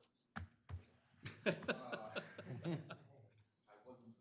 I don't have it with me. Oh. Is it submitted? It was submitted. Yeah. We have a copy of it. I guess let me ask first, did anyone have any questions on the submitted building inspector's report? No, I didn't. No. Okay.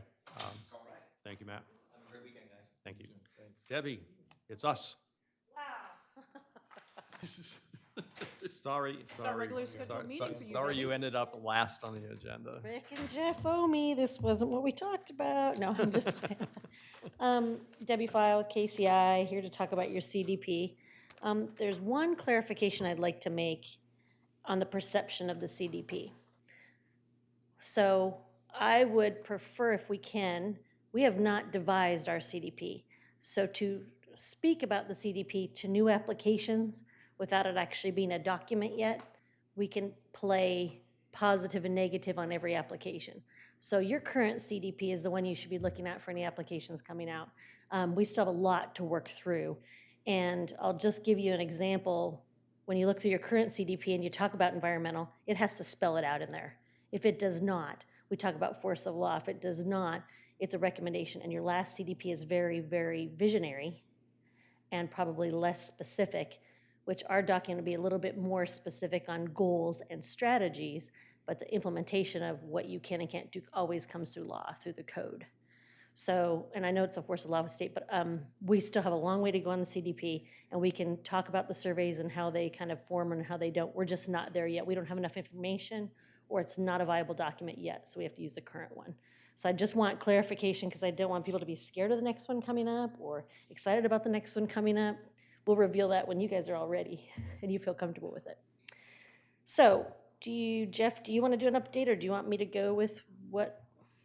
It's up to you. Follow your lead.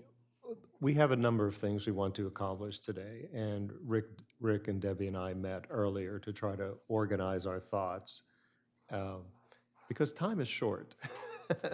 We only have one more meeting before our March event, and we're doing kickoff activities now, such as, we're ready to finalize the advertising and the promotional campaign. And we really want to do practical, tactical things today so that we can get the people we need at these expos and make them as enriched as possible, so that we cover all the topic areas. So this is where we are. Debbie sort of has a plan, and everyone's participation has been great. So I'd encourage you to continue that, but with a thought of critiquing some of the things we have and some of the things we're going to send you over the next few days about how we can all work with leaders to get us to the finish line as painlessly as possible, because we know it's going to be a lot of work. So what we have for the, I think you got the email from Jeff, and what we're looking at is we were trying to figure out the days, and we have those set. We have Saturday, March 21st. Debbie, can you make that screen a little bit bigger, because I can't read it at all? This is the agenda. You actually have it in front of you. Oh, okay, so I don't have to look at that. Good. I could probably do it. I need to do it this way. I don't know how to turn this on. Do I need to do it this way? No, we're good. We have it. All right. So this document is just the resources. But what we have for our workshops, which is emailed to you by Jeff earlier this week, and it'll be released for the city, is March 31st, or March 21st, from 9 to 1. We have 3 combined topics to all be done at the same time: economic development, connectivity, and infrastructure. On April 4th, we have 3 combined topics from 9 to 1: environment, housing, and quality of life. This has already started to roll out. We've already contacted state agencies. We've already started making contacts with those that I've talked to with each leader.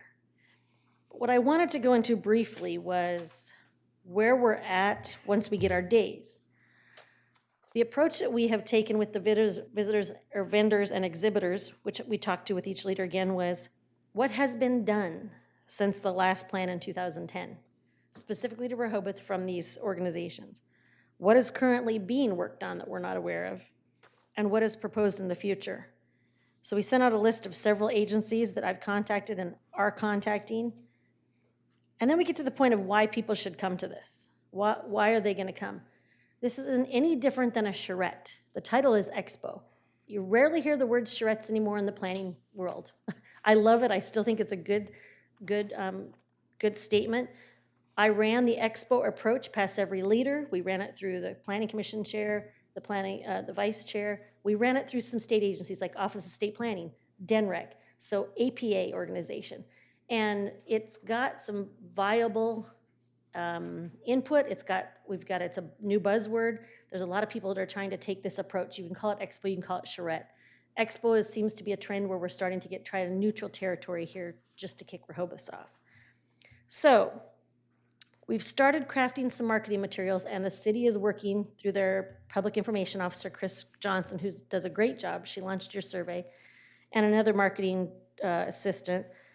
So we just crafted some language for them to start with, which is the City of Rehoboth Beach Planning Commission is hosting 2 community comprehensive plan development expo events for 6 topics that were obtained obtained recently from the completed CDP surveys.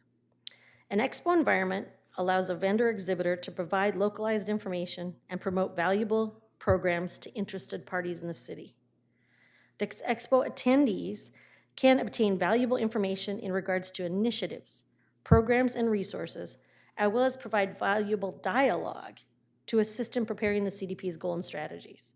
So you can tell this is written 100% by a planner. Now it needs to be sprung up a little bit by a marketer. Several government and nonprofit vendors and exhibitors have been invited to participate and promote their specific programs during the applicable workshop. I then go on further to say, here's the link, so stay with the link of all the vendors that are coming. Come and visit the 2 expos to learn about the specific improvements since the last Rehoboth Beach update in 2010, the initiatives currently underway, and those that are identified in the future and contribute to the plan for the future. So that's just the basic wording that we gave to marketing, that they're going to use the buzzwords of why draw people in, because the why is going to be different for probably all 9 or 10 of us in this room. Why should you go? Some topics you might not care about, some topics you might. Maybe you have plans on Saturday. So our job is to promote the why. It's education, awareness, resources, and dialogue. And that's what we've kind of talked about with our one-on-one meetings. So once again, education, awareness, and available resources based on the CDP topics, so they're justified topics. Who we have there, we are working on this list, and we'll give it to you probably this week, which is, it's a list of who has been invited by what agencies. It's probably easier for you to review and redline and to see if I'm missing anything. So each leader, every committee member, I want to be able to go through this list and say, did we have everybody based on that topic? Can we think about this one? My first focus is the March meeting. So I've sent out a lot of stuff, but that March meeting is really important. I've got to get those tables in there, the exhibitors, the right people for the right topics. So we're working on that invited, targeted vendor exhibitor list. And I'm really working on the government organizations, county, nonprofit, and state. I need some help with the local. Yes? Sorry, question. That's So okay. are you saying that you're going to make those invitations? Yes, and I've already started. From your office? Yes, Oh, yep. okay. Because So- we've been trying to determine our next steps. Oh, good. Okay, good. So, yep, that's perfect, because this is the time. Now, I'm going to say the caveat of I still need help with this on the local level. So who we want to invite locally and how they can contribute and what they can bring for awarenesses and resources. We're actually looking to have one more leader meeting, one-on-one with each group, to make sure that we've all discussed it and said, okay, on the county and state level, we probably have a lot of that covered. Maybe I missed something, I want some input, but on the local level, who are we missing? So that spreadsheet I'm going to do collectively, day 1, and everybody we've invited, or to invite, day 2, and give that to everybody to say, do we check all the boxes? And then when we meet individually or with the leader team, I think it'll be great to say, who do you have in Rehoboth that we need to meet with? For example, for economic development, it was Main Street, Rehoboth Beach Main Street. That's a local entity, so that's a good one to add. Who else do we have? And those are the conversations. So then we can say, here's the standard email template I sent out.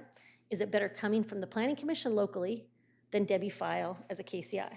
So state and local, we have the contacts. They're all excited. We've got some people that I want to get them committed so I can put their logos on stuff. But on the local level, it might be better coming from you, and I can give you a template for that. So we can talk with each leader and see in what comfort level you have in that. And when will we see that list? This week. Okay, So we just ripped this off 2 days ago. okay. Yep, we literally just got the dates and the topics 2 days ago done. And as you are inviting these groups, state, county, local, whatever, are you also then targeting certain messages or certain areas of focus for them We're actually asking them, what have you done in the topic? So for example, if DENREC is coming for sea level rise, that specific topic, that's a whole different climate control division, but they have several people in it. What has been done since 2010 on a state level? Have you done anything locally for the coastal communities? What current initiatives do you have underway, or funding, or programs or resources, and what do you see on the horizon? So do we have any mandates that they think about? Do we have any interaction with EPA?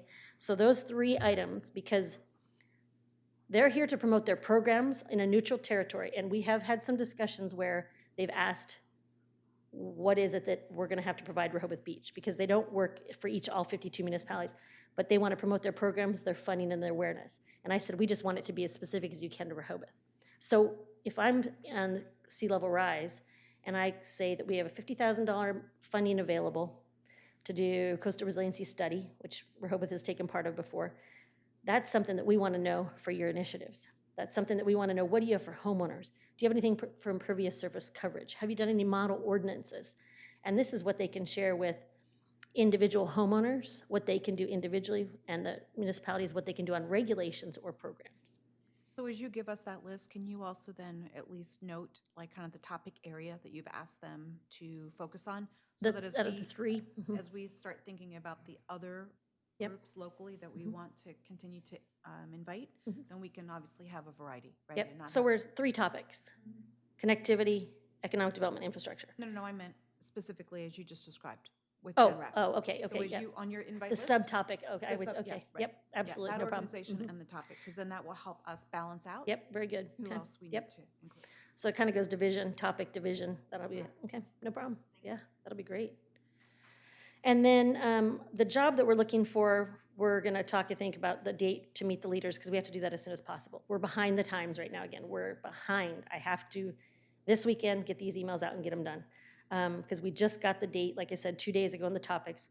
Marketing is working hard on what they're going to do as their marketing materials and get that back to Jeff, Rick, and I to say, okay, can we let this go?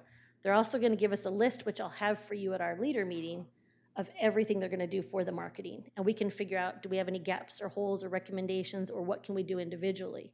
So I think this is, we got the ideas, we've got the first initial brainstorming, we've got the dates and the typos and topics, and now we're to the bookend part of what do we need to do the launch, probably the most effective.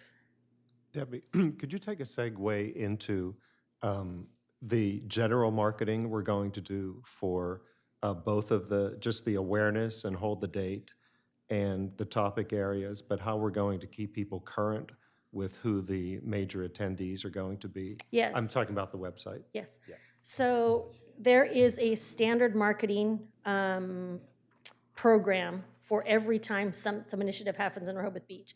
So Chris has the social media, the email account. It's the same exact replica of what we did for the CDP. The email, the website, the newsletters. I'm trying to think of, and I can get that to you for the leader meeting, but I've got the email listing it out. So the standard, and then we can see what needs to be above and beyond when I get that to you for the meeting. But as far as the, what was the other question? I'm sorry. So if we confirm a local speaker in 2 weeks, yes. we won't be silent in the advertising. It will be added. Yes, so on the advertisement part, there won't be a new launch of new products. We're getting people back to the website. The social media, the website will be used, but there won't be another newspaper advertisement that would put this specific vendor on there. We want people to go back to the website, but the social media can catch. We just got, for example, big announcement, we have DNREC coming with 4 exhibitors. We have DelDOT, we have the Sussex County. So I think those blasts they offered to do all along. I wish that we had the names now because it helps. However, with our timing and how we're putting it together, I think we'll still have some people to it. We'll have good exhibitors, yes. Are you coordinating anything from the survey in this, or is this, what happens, how do you get this information from these exhibitors? So what we're having with, what the thought of, and we want to talk to the leaders, so that's why we have to have leader follow-up meeting, is how you do expos or charrettes is you start having easels with boards, and you start asking some questions. So we want to, we have some ideas, and I'm That's still. not my question. My question is, once you get this information, however you get it, how do you get it from the county executive or whomever to you or to us, and how does, what's happened to the survey in this? So the survey will have a table, the survey is done. I know, Yep, so is that incorporated, the questions that came up The questions, in that? the questions that came up are going to be available for the public to see as they are now. But As far they're as- not incorporated with the problem. So DNREC is not going to be, the questions that were on the survey are not going to be handed to DNREC to address. That's exactly correct, because that's our job to do in the CDP. So what'll happen is they'll be given the link to the survey, and they'll have the survey information, but they're not coming in to say, you have a sea level rise problem, and that's what we're focused on because of the survey. They're going over the statewide initiatives and statewide resources. We're taking that information, and then it's the Rehoboth Beach Commissioner's job to do the goals and strategies. So they're not working for us on a level of coming in to say, in your survey, you had these 6 topics. No, but what will they do? They're promoting their programs, resources, initiatives, and what's taken place that could affect or has affected Rehoboth. So for example, if Rehoboth Avenue, state-maintained road, they came in, the roundabout was a big one. What if they came in and say, we're gonna do away with the roundabout, we're gonna put a light up there, it's warranted. Those are, and it's on the capital transportation plan. That is something that we wanna hear about, that's something that's on the radar that has to be mentioned in the CDP to see if you even are interested in it or not, but you're aware of it. That could have a positive and negative effect. Isn't that us who would ask them, not a citizen, not a resident? We're obtaining the information from the state agency to see how it affects positively or negatively in the plan. Am I articulating that? Possibly, because we are putting the survey up for the public to see. That's been on the website for several months, and we're releasing that to the state, but the state, never have I seen the state take ever anything from municipality and do a booth specifically for that, because they'd be asked to do it 52 times with 52 towns. But we're asking them to take their programs, initiatives, and future projects and see to relate those as close as they can to Rehoboth. One point that just, I think, it points to how this may be valuable is, and probably nobody knows this, but the original roundabout that's at the entrance to Rehoboth Beach was originally designed to be a single lane roundabout. There wasn't 2 lanes True. coming in. And now, I forget how many years ago that was done now, but it's well, a long time ago. And even though there's problems with no one understanding what yield means, you can imagine the gridlock that would occur if that were a single lane. The other one is, we talked about workforce housing, and we talked with the workforce leaders, and we've talked with economic development leaders to say, do we think workforce housing is viable here? Do we think it will be affordable for workforce?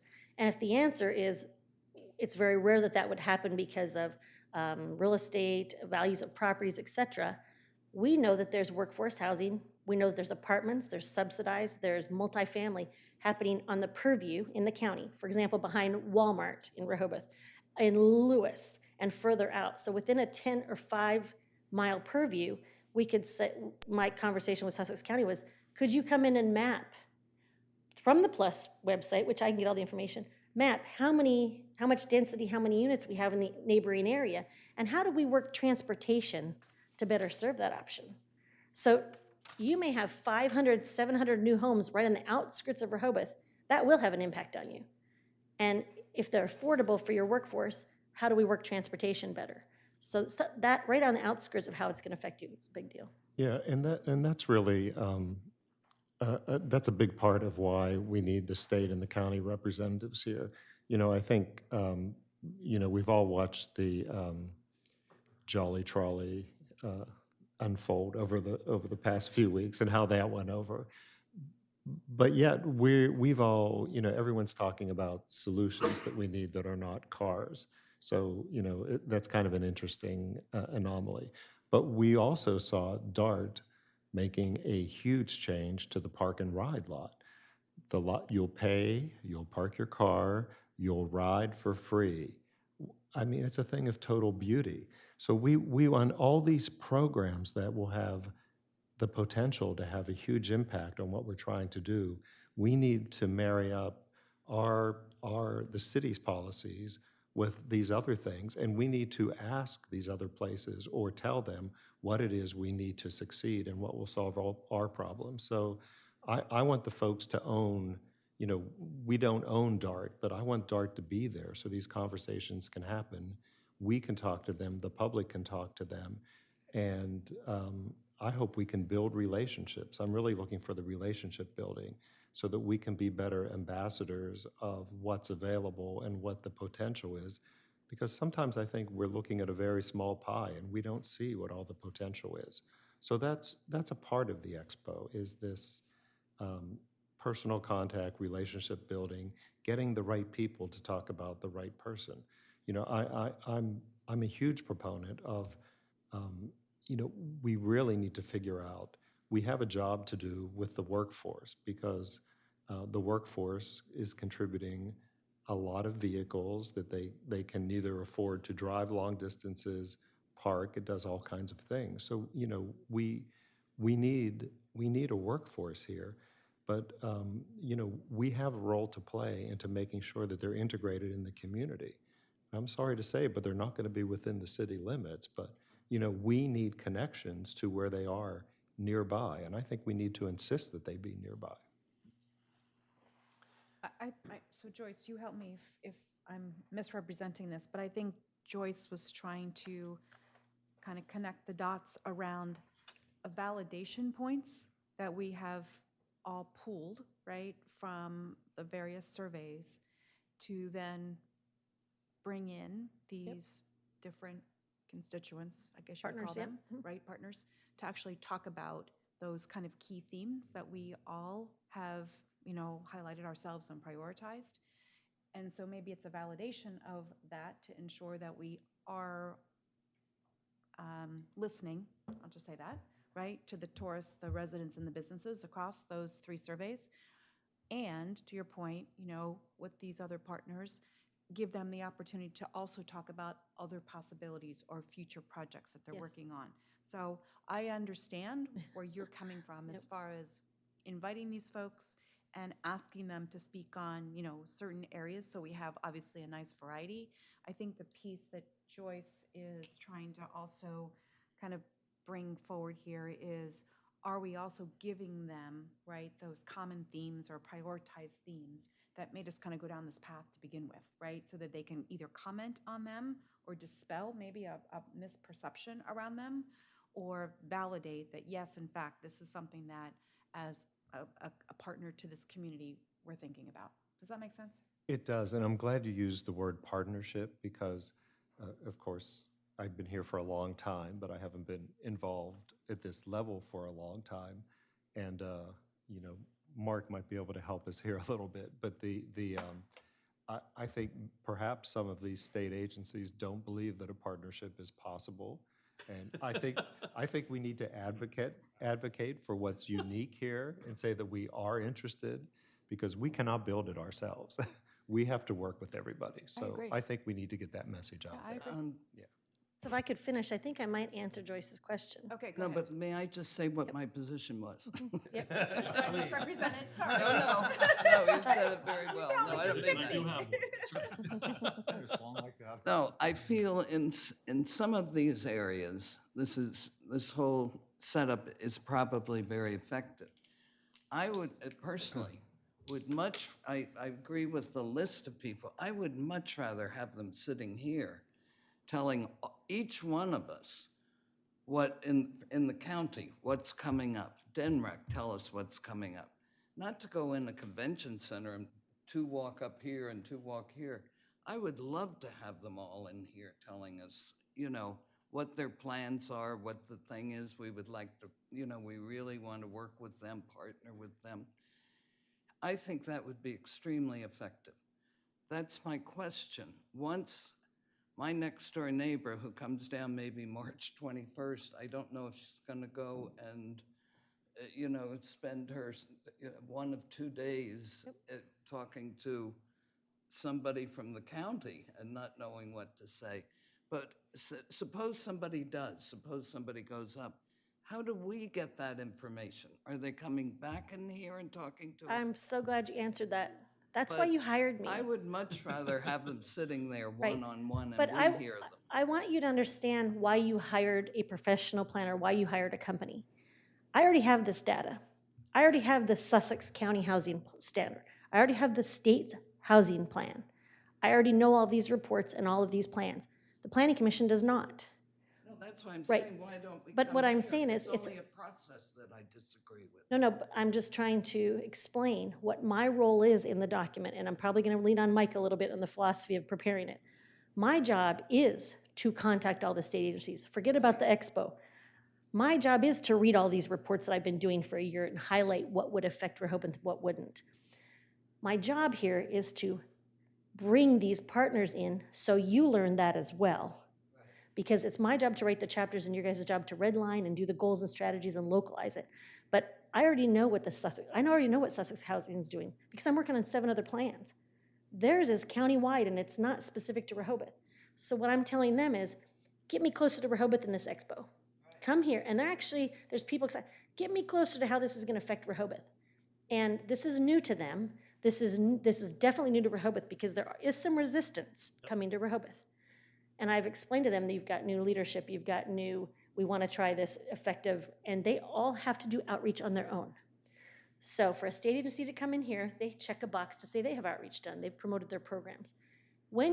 My philosophy behind this, and I'll get into why the people should come in a minute. My philosophy is, like Mike said, we do not have to do this expo. We can it right now, but there's so many reasons why we should. The survey's done, the people have spoken. We want to have one-on-one dialogue with the people in the programs. Because when you talk about transportation, Rehoboth doesn't provide it.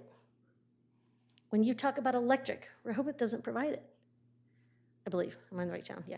When you talk about certain things, Rehoboth does not provide multifamily workforce housing and apartment style on a higher density. The county does that in the county land.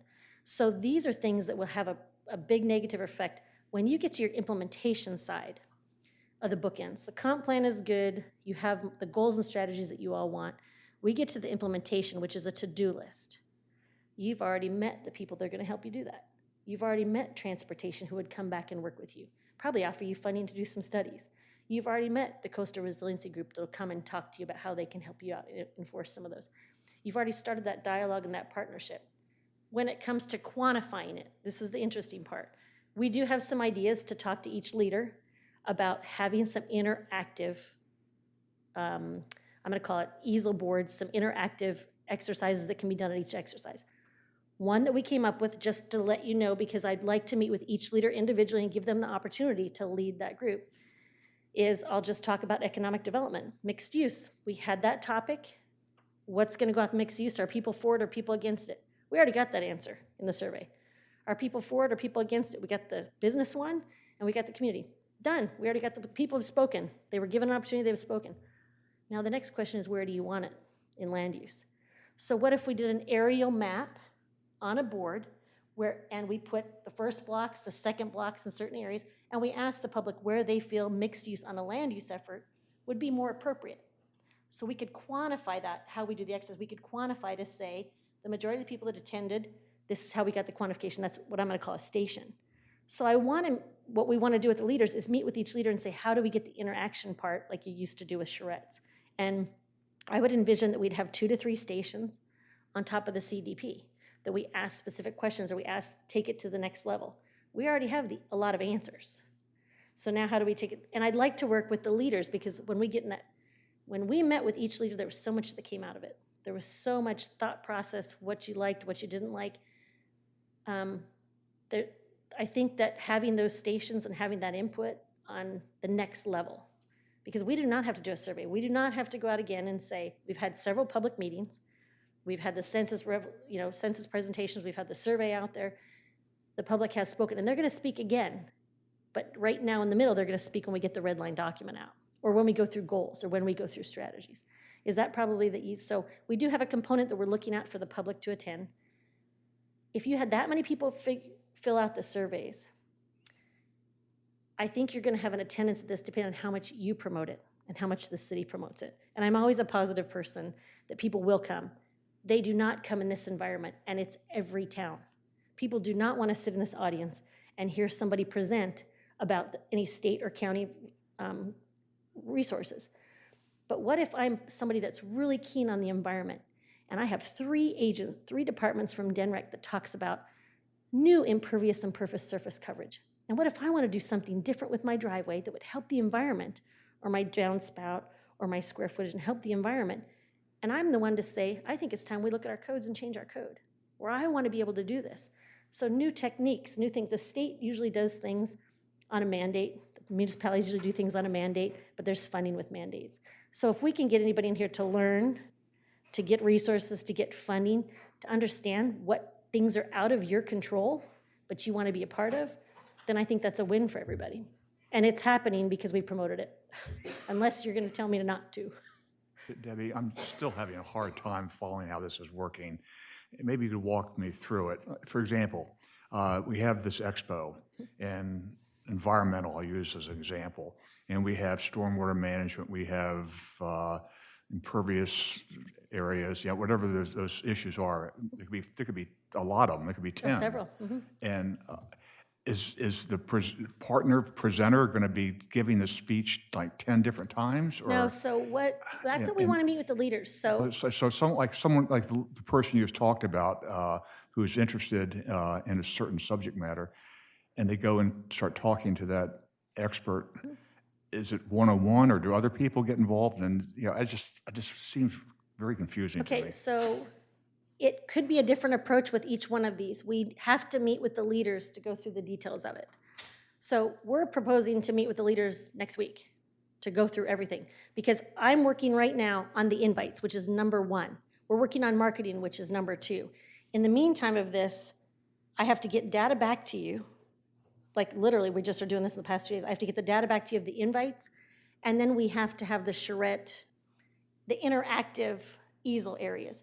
Then we want to meet with each leader to say, what do you think we should be doing here? And give you some advice and give you some, like we did before on those meetings, and talk to each leader. Economic development might take its own, might need 4 presentations, and environment might not have any speakers.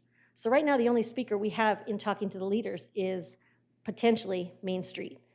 Because what we didn't want to do is turn this into a lecture environment. We wanted to turn it into a one-on-one. Somebody that lives further up in Rehoboth might not care about coastal resiliency at all, other than the boardwalk saving. But somebody that lives closer to the ocean might really want to understand on their level of knowledge what sea level rise is. So they might be more comfortable coming up one-on-one and saying, how is this going to impact me? How is this going to impact the boardwalk? So right now, until we meet with the leaders to go through the list, we don't envision a lot of speakers or presentations, because we want to run our survey, we want to run our census data up there as well. So the person would just be sitting there behind a desk or a chair and have an easel or board with. It's an expo, so they'd have a booth, they'd have yeah. programs, they'd have giveaways, they've had brochures on And programs, then people just walk up randomly and. on the topics they're excited about, or So they then want to. how do we, as commissioners, get that information back to us? Because we can't be listening to So it's. all these people. So, Jeff, try this one. Because this isn't an exercise of bringing back survey data. That's not the number 1 goal. I'll leave it that way. So, so we're thinking of it as the Planning Commission. So this is an opportunity for the Planning Commission to build relationships with these organizations and with some of the city committees, and also with the general public, people you haven't met before, hopefully. But I'm thinking of it in terms like we're going to be the ambassadors of the expo. So we're going to be identified. We're going to be very active in getting involved in conversations. If Rick comes up and say, wow, I'm really interested in stormwater management, and I think I want to rebuild my driveway, I'm going to take him over to the people who know something about that. So mixing, matching, greeting, anecdotally bringing stories back, learning ourselves, it's conversational. And we want to meet with the leaders. Every single leader we met with had a different take, different input, different observations. We took all of those collectively to get where we're at today. So now what we have is to figure out, like today we talked about sign-in. What do we want on the sign-in sheet? What do we want for stations? We're trying to get this set for the next leader meeting to say, do you like this idea of what are we going to be doing there collectively as a group? What tools do you need from me to be able to do that? And what do we want of interactive, quantifying stations with the public? So that's the next one-on-one meetings we're having in the next week. Right now, it's getting all the state agencies, getting these stakeholders, which we talked about already at our leader meetings. So we talked about, like with you, with the environment and the housing. We went through the list of who we talked about having there, pros and cons, so we've executed some of that. I had to wait until we got the topics before I could contact all the agencies. So that will be coming to you this week before we meet. And I think we're throwing out a date of Saturday, the 22nd, to see everybody's availability for leader meetings. Saturday, the 22nd. For leader meetings. Yeah, And that would get more detailed in this. That would say, so when we do economic development, Joyce and Rachel, Here's some interactive stations. Do you like this idea? Don't you? What should we do for that topic? Connectivity. Mike sent us several different ideas for, broadband and wireless and this type of connectivity. I took that and run with it, started thinking who we could invite. So I've executed the topics that you've given me, started doing the invitations. We've laid up the marketing to start. Now we want your input on the actual event itself, how that goes out. And we'll show you like a layout and see if you like the layout and some different ideas. So we know that we need to meet your needs, as each different leader might have a different need. Yep, okay. I can do Saturday. Can you do Saturday? Yeah, and who was meeting? The leaders, nope, just the leaders, myself and Jeff and Rick, if they're available, like last time. Oh, Yep. okay. Because it's easier to brainstorm like that level to see are we meeting your needs. And are you gonna meet What with the time leaders? do you want? So, Are you gonna do When it you like say the after- when you say the leaders, you mean the topic leaders? yes, We mean you. Okay. yep. Topic leaders. Yeah, I think our idea for next Saturday, if everyone's available, or Sunday, whatever we have to do, We'll slot we'll times. swap times, but we'll slot times in for each leader meeting.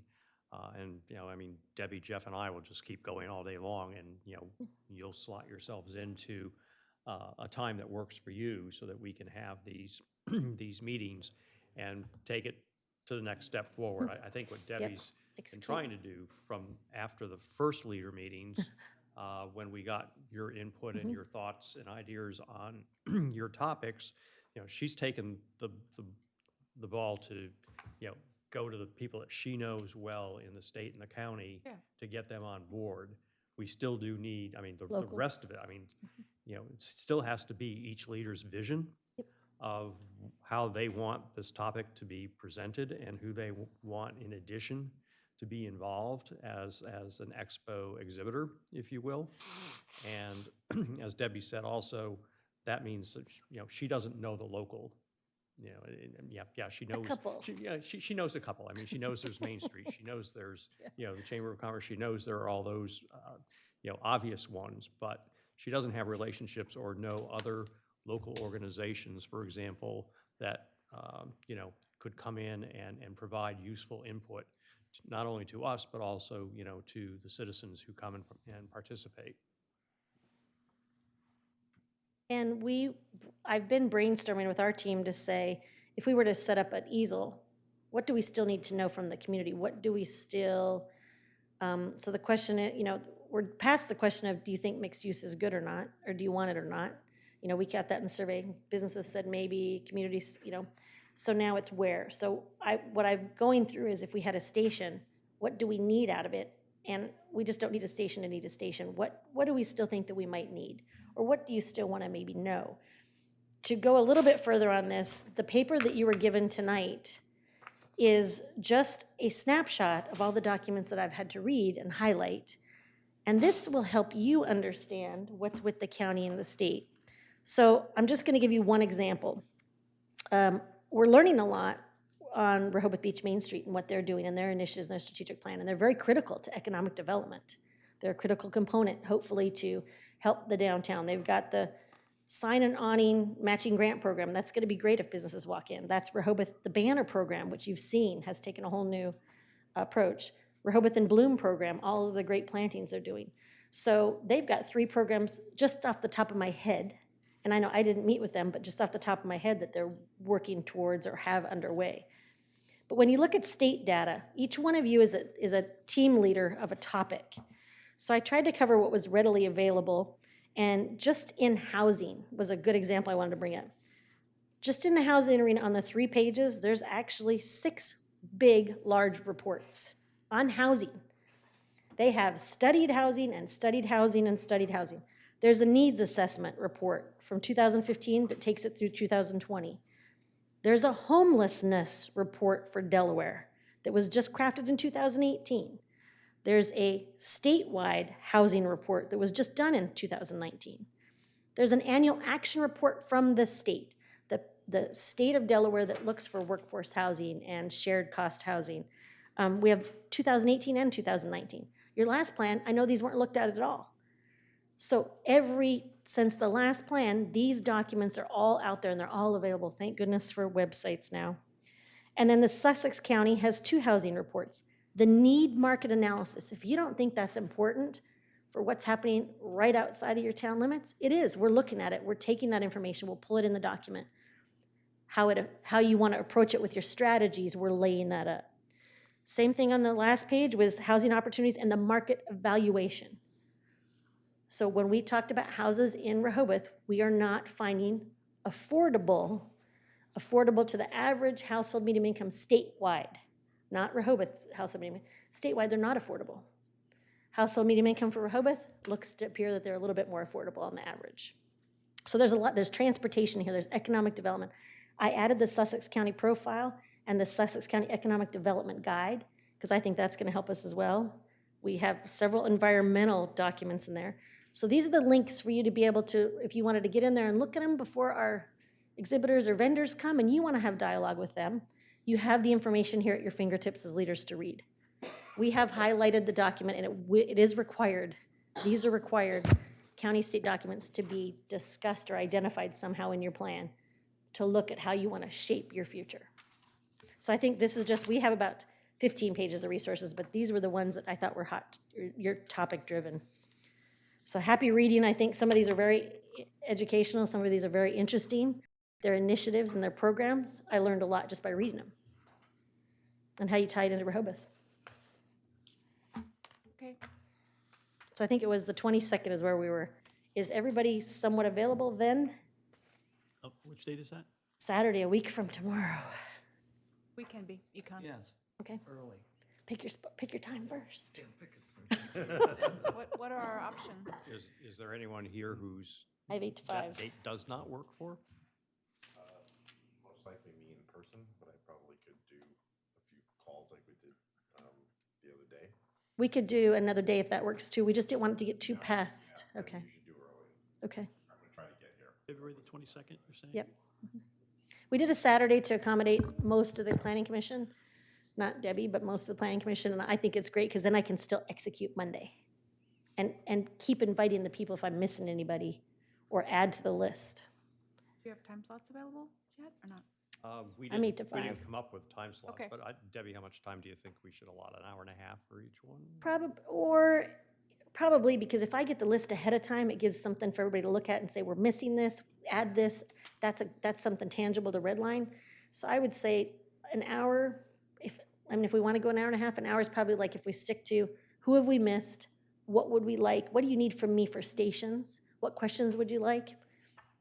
I mean, it's up to you if you want. I'm fine with an hour and a half. I got 8 to 5. So we only have to have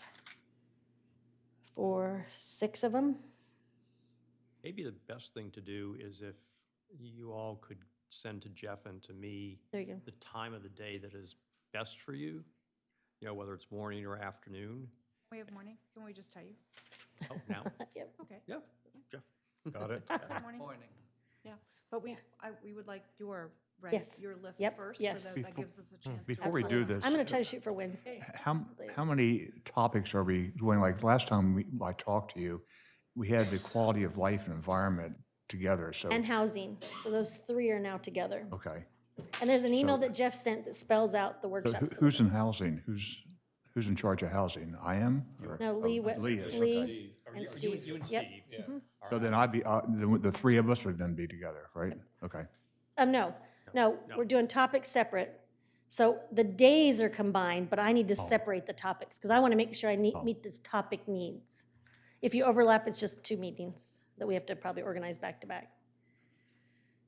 Yep. And I'm going to check to see if we can get a room in the library or Great. some other place. Okay. And I will get that, like I said, if I get it done earlier than Wednesday, but Wednesday would be my drop dead, so you have time, drop deadline, so you have time to look at it. And it's coming together pretty good. When I call an agency, they're like, have you thought about this person? And we write it down. Have you thought about, so they've been really good resources. Yes. Just out of curiosity, since I see Kevin in the audience, has he or his staff, have you already contacted him with Yep. regard to the connectivity? We've already issue? had a meeting, and we've talked about what they've done since 2010, same initiative, what's going on now, what's going on in the future. Great. So we've talked about those. I've got copies of the CDP. Kevin's like, I think they're smelling the Kool-Aid. I don't know about drinking it yet, but they're supportive. And they've got tools. Yes.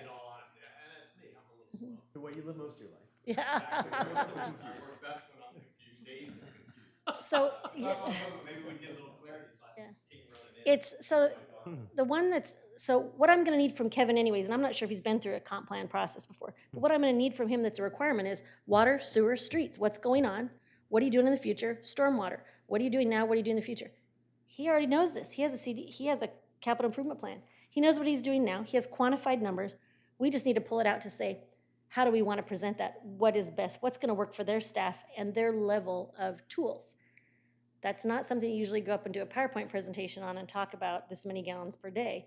But we're working with the staff to say, what have you done since 2010? Same type of approach for all three. So on the infrastructure side, it's not something that's really a presentation, but it's a way to say everything that they've been doing since 2010 and that they've got going on that people, most of it's on the website, but we need to keep educating. And I need to pull it for the comp plan anyways. I think it's, we went through this over this last summer, but I think it's still beneficial to provide in a non-conflicted environment things that are happening. Absolutely. And that people get some progress and say, oh, we do that, or we did that, or I didn't know that. And it still helps add into the collective, so great. And it lays, the more I get from Kevin on initiatives now and in the future, I hate to say this, but in every comp plan, I write it for your money to do initiatives. So the more that I get that quantifies things. When he goes after WEAC money for Water Advisory Infrastructure Committee, which is a really good resource to get money for water and sewer, when he goes there, he has to justify it. And believe it or not, we just wrote 2 grants, and we had to pull it out of the CDP. So the state's now saying, if it's not in your CDP, you're gonna probably rank a little bit lower. So we pulled information right out of your CDP to be able to get the grant, to be able to do some wastewater work. So that justifies you have a game plan, and they do. Like I said, you've heard me say that department's elevated itself. They have a game plan. They know lessons learned. They've moved forward. They've got initiatives. And that's a group that's always gonna need capital money. So. Yep, and so that was all departments that we met with, that I've met with already. Building and licensing, how many permits, what's the trends in permitting, what's the plans and site plans, redevelopment, renter's license, all police department statistics. So how does everybody feel now for next Saturday? Let's do it.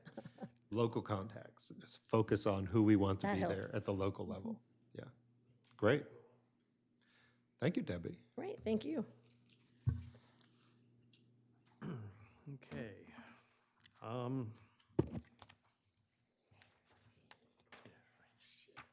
think we have now covered everything except the city solicitor report is next on the agenda. I had to report. Let's see. First, I'm very sorry for being extremely late, but I did have a call from Vince Robertson on the way down, so I kind of got an update on how that went, which sounds like it went, excuse me, sounds like it went okay. There's obviously a few deed issues there and things that got a little bit messed up along the way before it got to you, so we'll have to work through those. You all are aware that gross floor area is being worked out. I think I reported on that last time, that the commissioners are considering an ordinance to redefine the way that gross floor area is calculated, or maybe better clarify the way that it's calculated. Do you know what the day that public hearing is? Have they set a public hearing date yet? No? They'll set it this month? Yeah, set it Okay.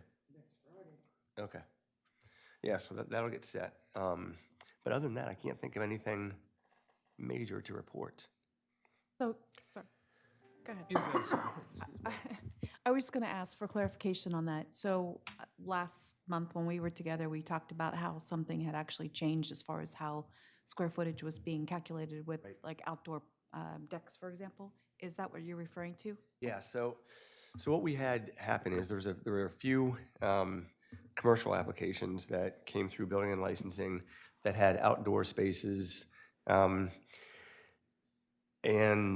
it turned out that one side of the house, the residential side of the house, was not including a lot of the outdoor horizontal spaces like patios and things like that, areas around pools, as part of gross floor area.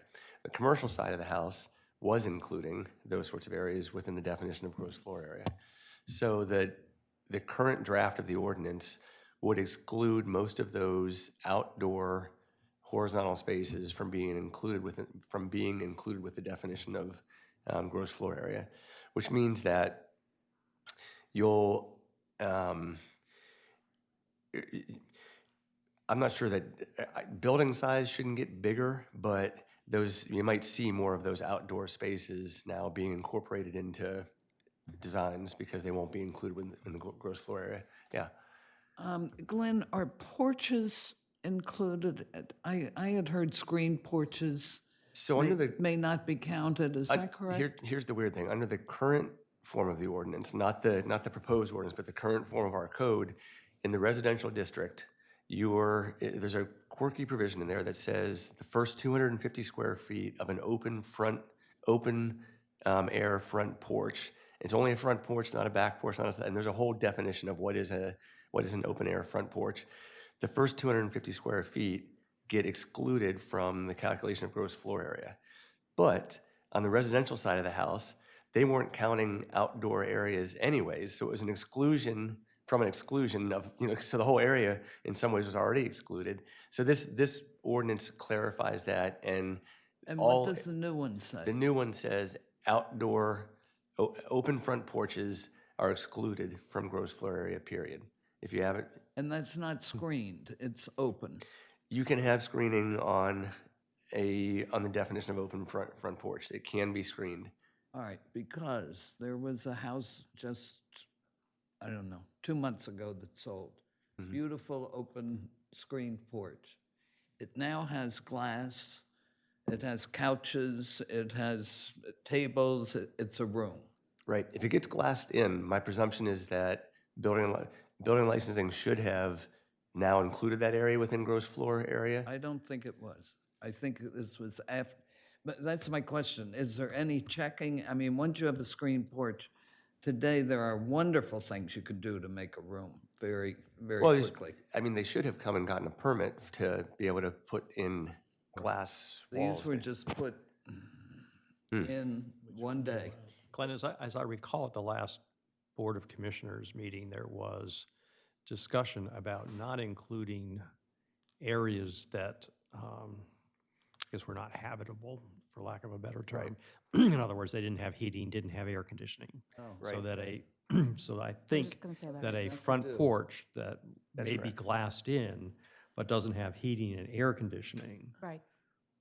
Still would constitute an open front porch. Okay.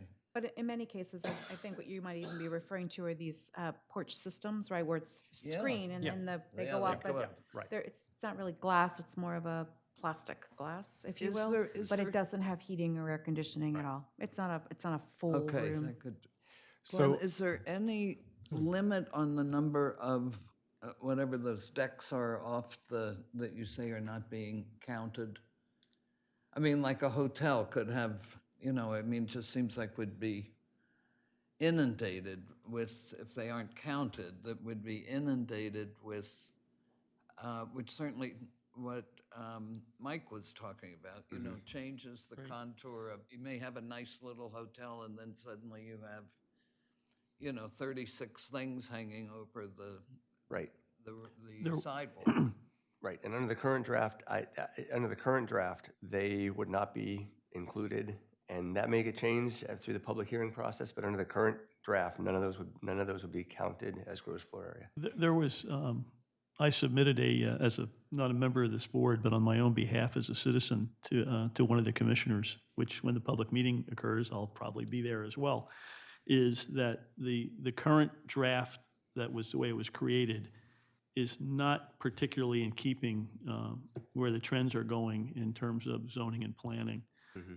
And it's becoming a much more volumetric approach where you establish a baseline lot coverage, but then you also then establish a boundary which ends up being essentially a cube, and basically says you can do whatever you want within it, but you can't exceed it. So if you want to have more porch, great, you're just going to have less square footage. And if you want to have a ceiling height that's 12 feet, 9 feet, 8 feet, 7 feet, have at it, subject to the limitations that the fire code or other things may say. But it eliminates this problem of, well, what is a portico? What is a porch? What's a fence? What's an outside this? What's an outside?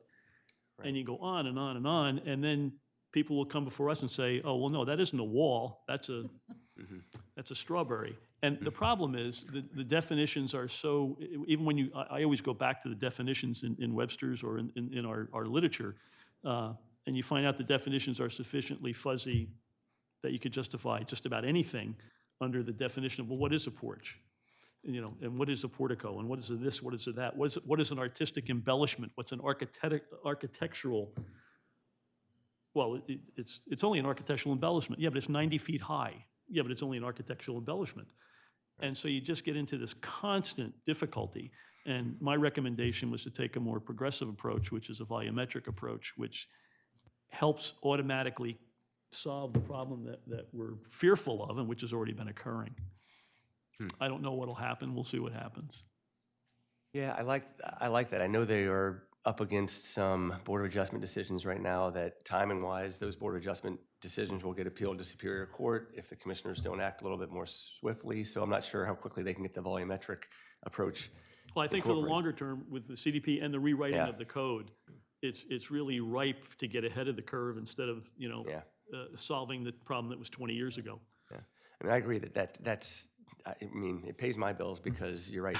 There's the words of this code, like, if it's not a volumetric approach, we can just talk about them all day long, So why doesn't this type of thing come back to the Planning Commission? Is it just at the discretion of the commissioners what they want input from us on and what they don't? There's no requirement that zoning changes come to the Planning Commission. Now, it has traditionally been their practice to refer them to the Board of Commissioners or the Planning Commission for recommendations.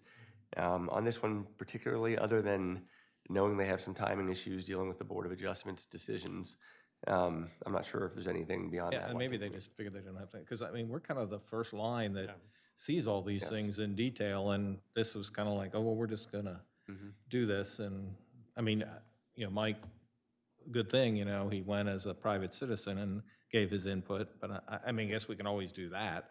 But then it kind of comes back to us approved, and then we're like, but there's all these problems. We never really saw it or had any input in it. And then a site plan or something comes to us, and we're like, well, I don't know why they did it that way. They just did it that way. Some codes do require that all zoning changes come to the Planning Commission for a recommendation, which I don't think is a bad thing.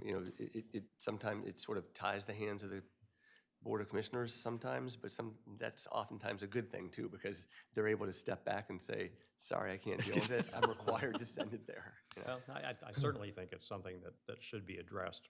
I'm in the camp of, having at least recommendations from the Planning Commission on any zoning changes that are occurring, because I agree with what Lee said and what Mike said.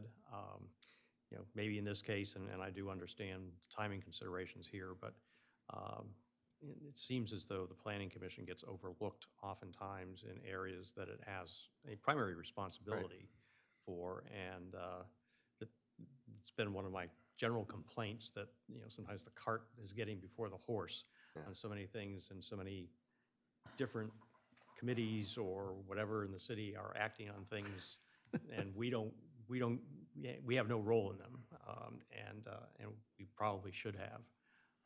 But certainly, we should be looking in the future towards more involvement of the Planning Commission in things as important as this, because, as has been indicated, we do see a lot of things because of the sketch plan reviews of major developments and things that come here, which frankly have raised these issues. I mean, if it weren't for the things that we were looking at and decisions made by the building inspector, the Board of Commissioners wouldn't even be addressing this issue at this point. Right. But it started here. Right. And so, to have them moving forward on something without consulting with the Planning Commission just seems, to be, a little bit, it just seems to be out of whack to me, that's all. I think, to your point, Mr. Chair, Rehoboth Beach, I would characterize as, it used to be a small town. I've heard me say this, it used to be a small town next to the ocean. And then in the last 10 years, it has seen dramatic changes. And our code reflects a previous time, when there could be a lot of errors in the code, and it didn't really matter because no one maxed out anything within the code. And now we're not in that phase, and it's being driven by economic expansion, external, by a whole series of forces that we have no direct control over. But we do have, potentially, we as citizens and the commissioners have control over our own physical code and the rewriting of the code, which hopefully is now going to be undertaken and progress in a reasonably speedy manner. But you're right, Glenn, I mean, we're stuck with what it is now. But the longer we stick with it, we're still going to have these continuing problems. And so hopefully we can evolve reasonably quickly. I'm not sure what that means in terms of 1 year, a year and a half, or 8 months, or whatever. But it needs to be done expeditiously because, as you can tell, I've pointed out several times, we're seeing this chain of causality where little bits and pieces, which didn't mean much, are adding up to very large negative results. Well, and the other side of it too, the reason I think it's important and critical that it be done sooner rather than later is that, 10 years ago, the mistakes or the errors in the code didn't result in significant litigation, Yeah, they sure propositions. have now. Right now, the money at stake has become very, very big, and the projects are that much more important, and the timing is that much more important. So the litigation dollars people are willing to spend have expanded dramatically. On a separate topic, since I think your report, I did, when the issue came up with regard to the partitioning that was in front of us. Yeah. Since you weren't here, I indicated that I had raised a concern to you, and I said that you had communicated it. And I don't know if at that point you had indicated who on the commission had raised the concern, but I had not. I figured that, but I went ahead and said it. And then it came out, and I guess the client may have shared this, or Vince may have shared it with you, is that the lot wasn't sold. It was. He didn't, actually, I hadn't heard that yet. Well, he said, okay. Yeah. They said, the Evergreen representative indicated the lot wasn't sold, and they did that for marketing purposes to create interest. Oh, really? Now, I won't comment on that. If you listen back, let me just say, I was going to mention that later, but if you listen back to the tape, whatever recording, they don't have a valid contract. Yeah. I would Fully absolutely, executed, I as think someone is what he said. who owns property all over this place, to get through a commission like this or to get through something, I would missed just. that part. Oh, he said said it that several twice, times. Just in case, I mean, believe me, even if he doesn't, someone's gonna buy that. I mean, Oh, no it's doubt. gonna, Yeah.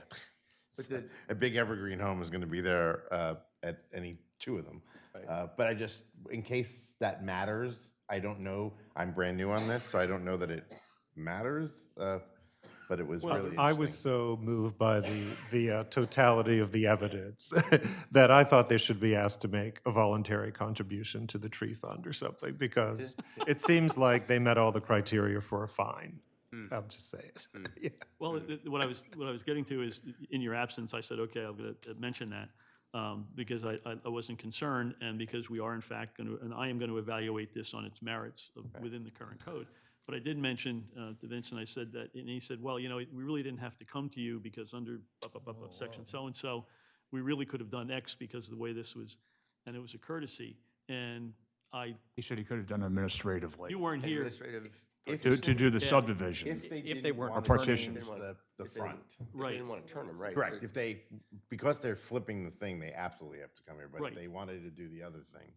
But partitioning it, and I said, well, maybe because under the CDP, it's a little bit different, because under the state code, which we're under as well, that the change in use and intensity can be applied to individual residences and not in fact to industry. It's to the general welfare of the aggregate community and the viability. And he said, well, that's something we can talk about later. And I would agree with that. But it's an important concept from the standpoint of the explicivity of the code, the zoning and the building code, but then the CDP, which provides the rounding out of all those things that can't be perceived in the future explicitly, but generally what you want your community to be like. And so it helps solve the problem of 10 years from now, the community looks back and said, my God, what the hell did we do and why didn't we foresee that? Well, that's the whole idea of this chain of causality is you can't see all the things now that you wish you had known, maybe 10 years from now. So the importance of the CDP. So we got through that, but it was fascinating because I was prepared with other things to discuss, but then they indicated that they, quote, didn't have a valid contract. And I didn't pick up on that part, quite frankly, even though he said it. I was more concerned with the fact that it had not been sold yet. Yeah, but you know, the code provision says you can't have a sale or an agreement to sell. Right. So, I mean, you know, and it doesn't say whether it's a verbal or a written or in anything. If you're agreeing with somebody to sell. But in any event, the reason for that provision, as I understand it, is that planning commissions of years past felt very pressured to approve an application when somebody comes in and says, you have to approve me, I've got a contract right here. You know, so the idea was you shouldn't feel pressured when you're trying to decide whether a application is in the best health, welfare, and safety of the city. Along or that not. line, since you pointed out, Mark, and I failed to pick up on that because I was focusing on other things, is it reasonable to ask on behalf of the planning board for our legal representation to inquire as to whether or not they in fact have not made a sale, since you have pointed out that they said they don't have a valid contract? That's you, that's I'm asking you, is I mean, I can easily check the land records to see whose name the lots are in. I presume they're still in Evergreen. No, they haven't sold Yeah. them. They Yeah. haven't closed. It's Right, but is there a, you're not supposed to, that's what I'm getting at, is it, whether or not they have a contract. I mean, he says he doesn't have a contract unless we have proof that he does. I don't know how we got that, so. Right, It I'm would not be so sure. contingent on getting this passed. I mean, that's, no, I've so it's, okay. So Yeah, I've done he that. didn't, it I was read the green obvious. Post-it sign when it was up, and it did say Evergreen on it, so it didn't have someone's. Glenn, I have a, Well, I think, I know, but usually when you have the. I've got a follow-up question. Oh, and it's When somebody the has someone CDP is in conflict with the city statute, which controls, for example, Mike was saying that, let's say the CDP says we want to restrict the growth of Rehoboth Beach, we want to downsize the homes that are being built, but yet the city code says that you can build to a certain square footage. right? So it's not an easy answer. There's a case out there by Vice Chancellor Noble where he basically says that, look, CDPs are supposed to be a roadmap. They are not perfect, but they're supposed to be a roadmap to try and get you where the city wants to eventually be. I guess what I would say is if it's a zoning matter, if it's strictly a zoning matter that's within the CDP, for example, the CDP says that we are going to increase setbacks now to 8 feet on each side for residential, and right now we have an aggregate 16, so you could have 6 on one side and 10 on the other, but we're going to make it a strict 8 and 8. If you get to the 16-month period, because once the CDP is adopted, the commissioners have 16 months to, 18 months? 18 months to, 18 months to actually adopt the zoning changes.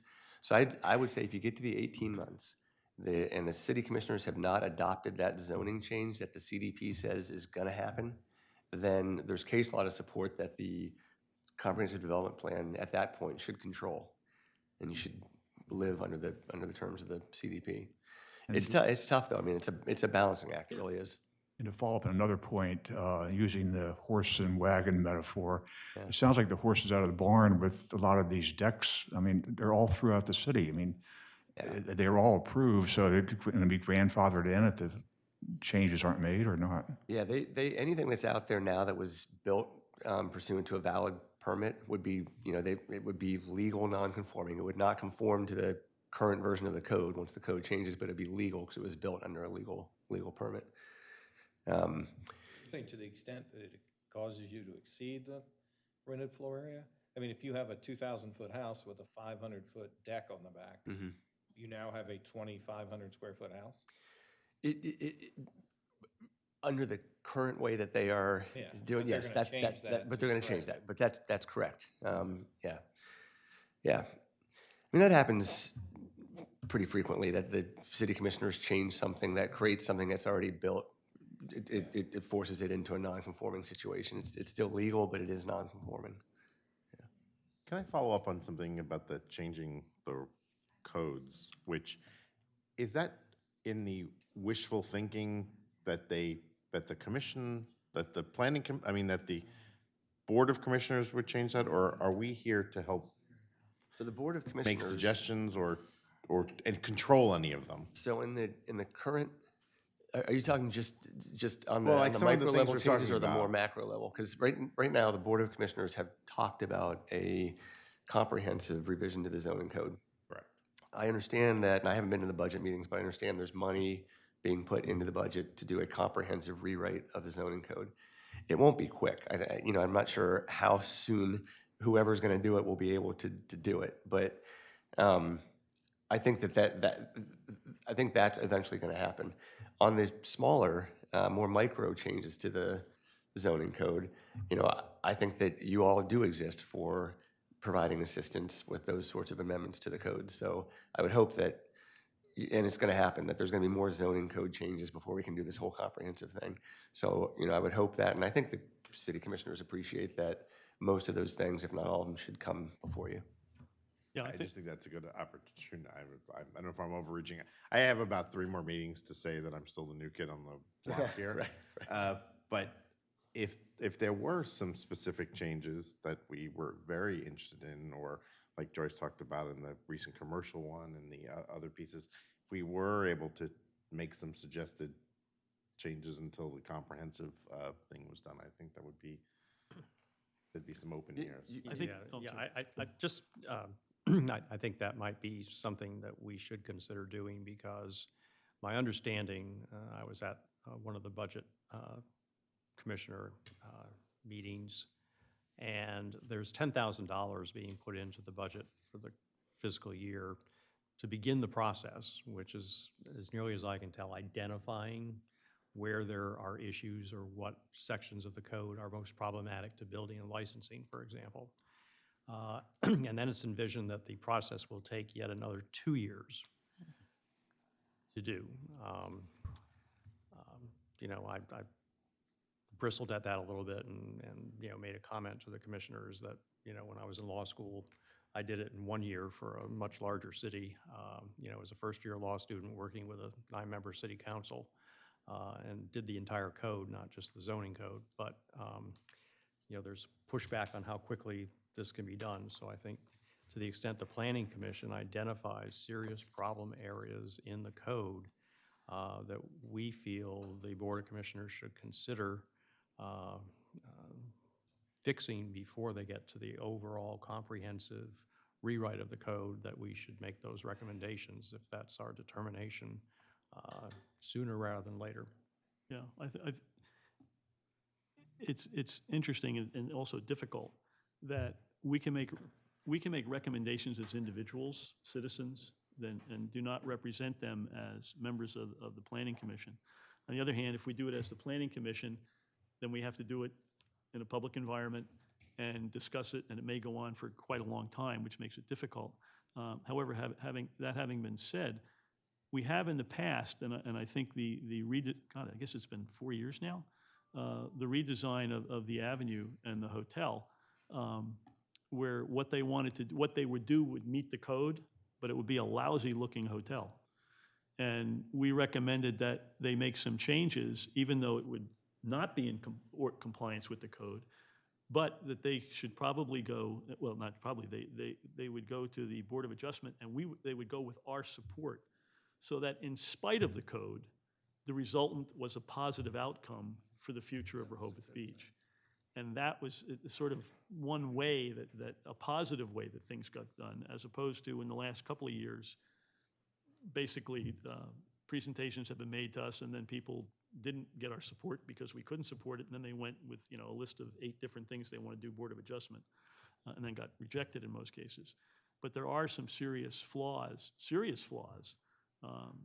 within the current code, now that this expansion, for lack of a better description, is occurring, both in the commercial and the residential areas, that if you can get at least chunks of it. The one thing about the FAR with related to underground parking is being one of them. Right. Others are not so intuitively obvious, but could be very problematic if they're allowed to continue in their current form. And I agree with you, Mike, and I think to the extent they're not corrected, sooner rather than later really sets the city back you know, in terms of its progress in dealing with our vitality and our you know, growth here. And so, you know, I think it's important that these things get addressed quickly. On the gross floor area ordinance, I guess I should have mentioned that, you know, I think that the commissioners are moving forward with it because of some of their timing issues, but that doesn't mean that this body can't still take it up on an agenda item, create your own recommendation based upon the current draft of it, and submit that to the commissioners. You may not want to do that politically. I don't know how that all shakes out, but it is an option. You probably would have time if you thought you could get it done, you know, in your March meeting, because they're going to schedule a public hearing sometime in March and probably vote in April, I would guess, on the gross floor area. They'll probably schedule their public hearing in March. Well, that's what I was just going to ask. Yeah, When can a current draft be made available to the planning commission? I can email it to you tonight. I can email it to you from here right now. I'll send it to you if you'll send it out to, Yeah, I'll send it. or should I send it to Ann and have Why her? don't you send it to distribute Ann and let her send it to her? Yeah, and one thing I want to add to that, I'm glad we had this opportunity because after reading, there is a draft circulating that I don't understand. I don't understand the purpose for the change. And I've mentioned this to Rick. We've had a brief discussion of it, but it's pretty clear why we're doing it now. So that's fine. But in terms of the bigger issues about floor area and front porches, I feel pretty confident stating that the floor area, the reason that porches are included in the gross floor area, and then there's an exception made, is because that's considered a desirable feature. Right. And a porch roof adds to the volume of the house, and it has all kinds of implications for stormwater runoff, for instance. So there's a concept there that I would be very hesitant to throw away, because a deck, you know, a second floor deck on a house is covering a section of the roof. It's not adding to the footprint. It's not changing the amount of rainwater that's collected. It's not doing a whole bunch of things. But a roofed area, whether it's heated or not, or whether it's glassed in or not, I think there was an intention that was to be included, and then there was to be a give back for the desirable features. That may not even be practical, but I don't think that should be thrown away without a vibrant discussion. Yeah, it was definitely an incentive-based item. I mean, I remember I was sitting at the dais when it happened. It was toward the end of the commissioners' many meetings of deliberations, and they did turn to a discussion about, well, we need to incentivize things that we want, and that's why there is a exemption of 250 square feet given for open front porches, because they wanted to encourage cottage-style porches. And so I agree with you. Just that provision, though, has, through the years, created a lot of confusion over what is gross floor area and what is not. Yeah. So maybe it could have been more artfully drafted. I may have drafted it.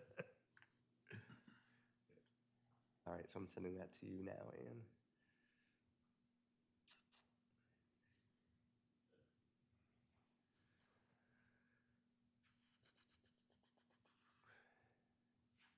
Well, Rick, it's Valentine's Day. It's Valentine's Day. So unless the city solicitor has anything else for us, future planning commission meetings, possible agenda items for the March 13th, 2020 regular meeting. Ann informed me yesterday that we have another partitioning application, which we have scheduled. I guess we will schedule for the March 13th meeting. Is it the desire that we put on the agenda a discussion of the proposed zoning amendment currently being considered by the Board of Commissioners for discussion? My comments are that I think we should have, what's happening now, I understand is happening for legal reasons, and I don't think we should stand in the way or facilitate problems for the city. I just think we should hold on to that concept that a front porch is a desirable feature and think about how we talk about that in the next CDP. So then we won't put the zoning draft ordinance on the agenda? Yeah. Anything else for agenda items? This gentleman will be on that meeting as well. Yes, yeah, They'll be back for final. right. May I ask a question? So if we're going to have another case to hear around partitioning, will our start time have to be pushed up again, or will we be able to do that at the normal 3 o'clock time? Do we know yet?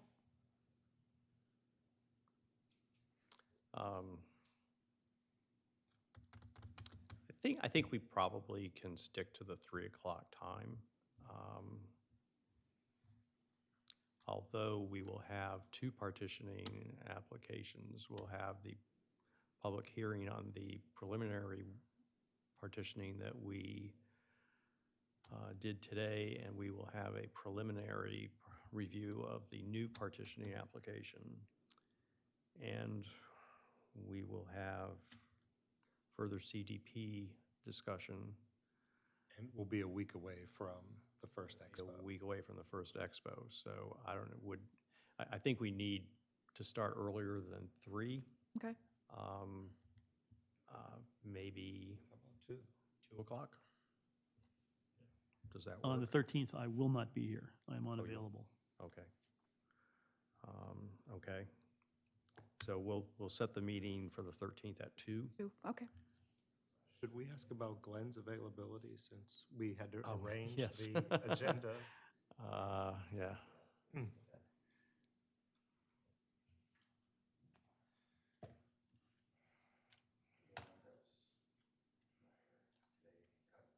Triple booked and everything went longer than it was supposed to. So we're looking at the, March 13th.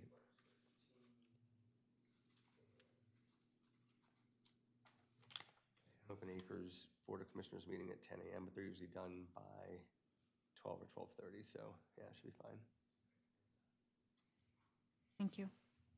Thanks. I guess I sort of already reported on new applications, Ann, but is that the only one that we've received? Okay. Where is it? Do we need Oh, to wait? well, we don't have it. Well, Ann has the application, but it hasn't been distributed yet. Okay. If there is no other business to come before us, I would entertain a motion to adjourn. Second that. All in favor? Aye. All opposed? Nope. Thank you all. Happy Enjoy your Valentine's Valentine's Day. Day and your weekend. Thank you.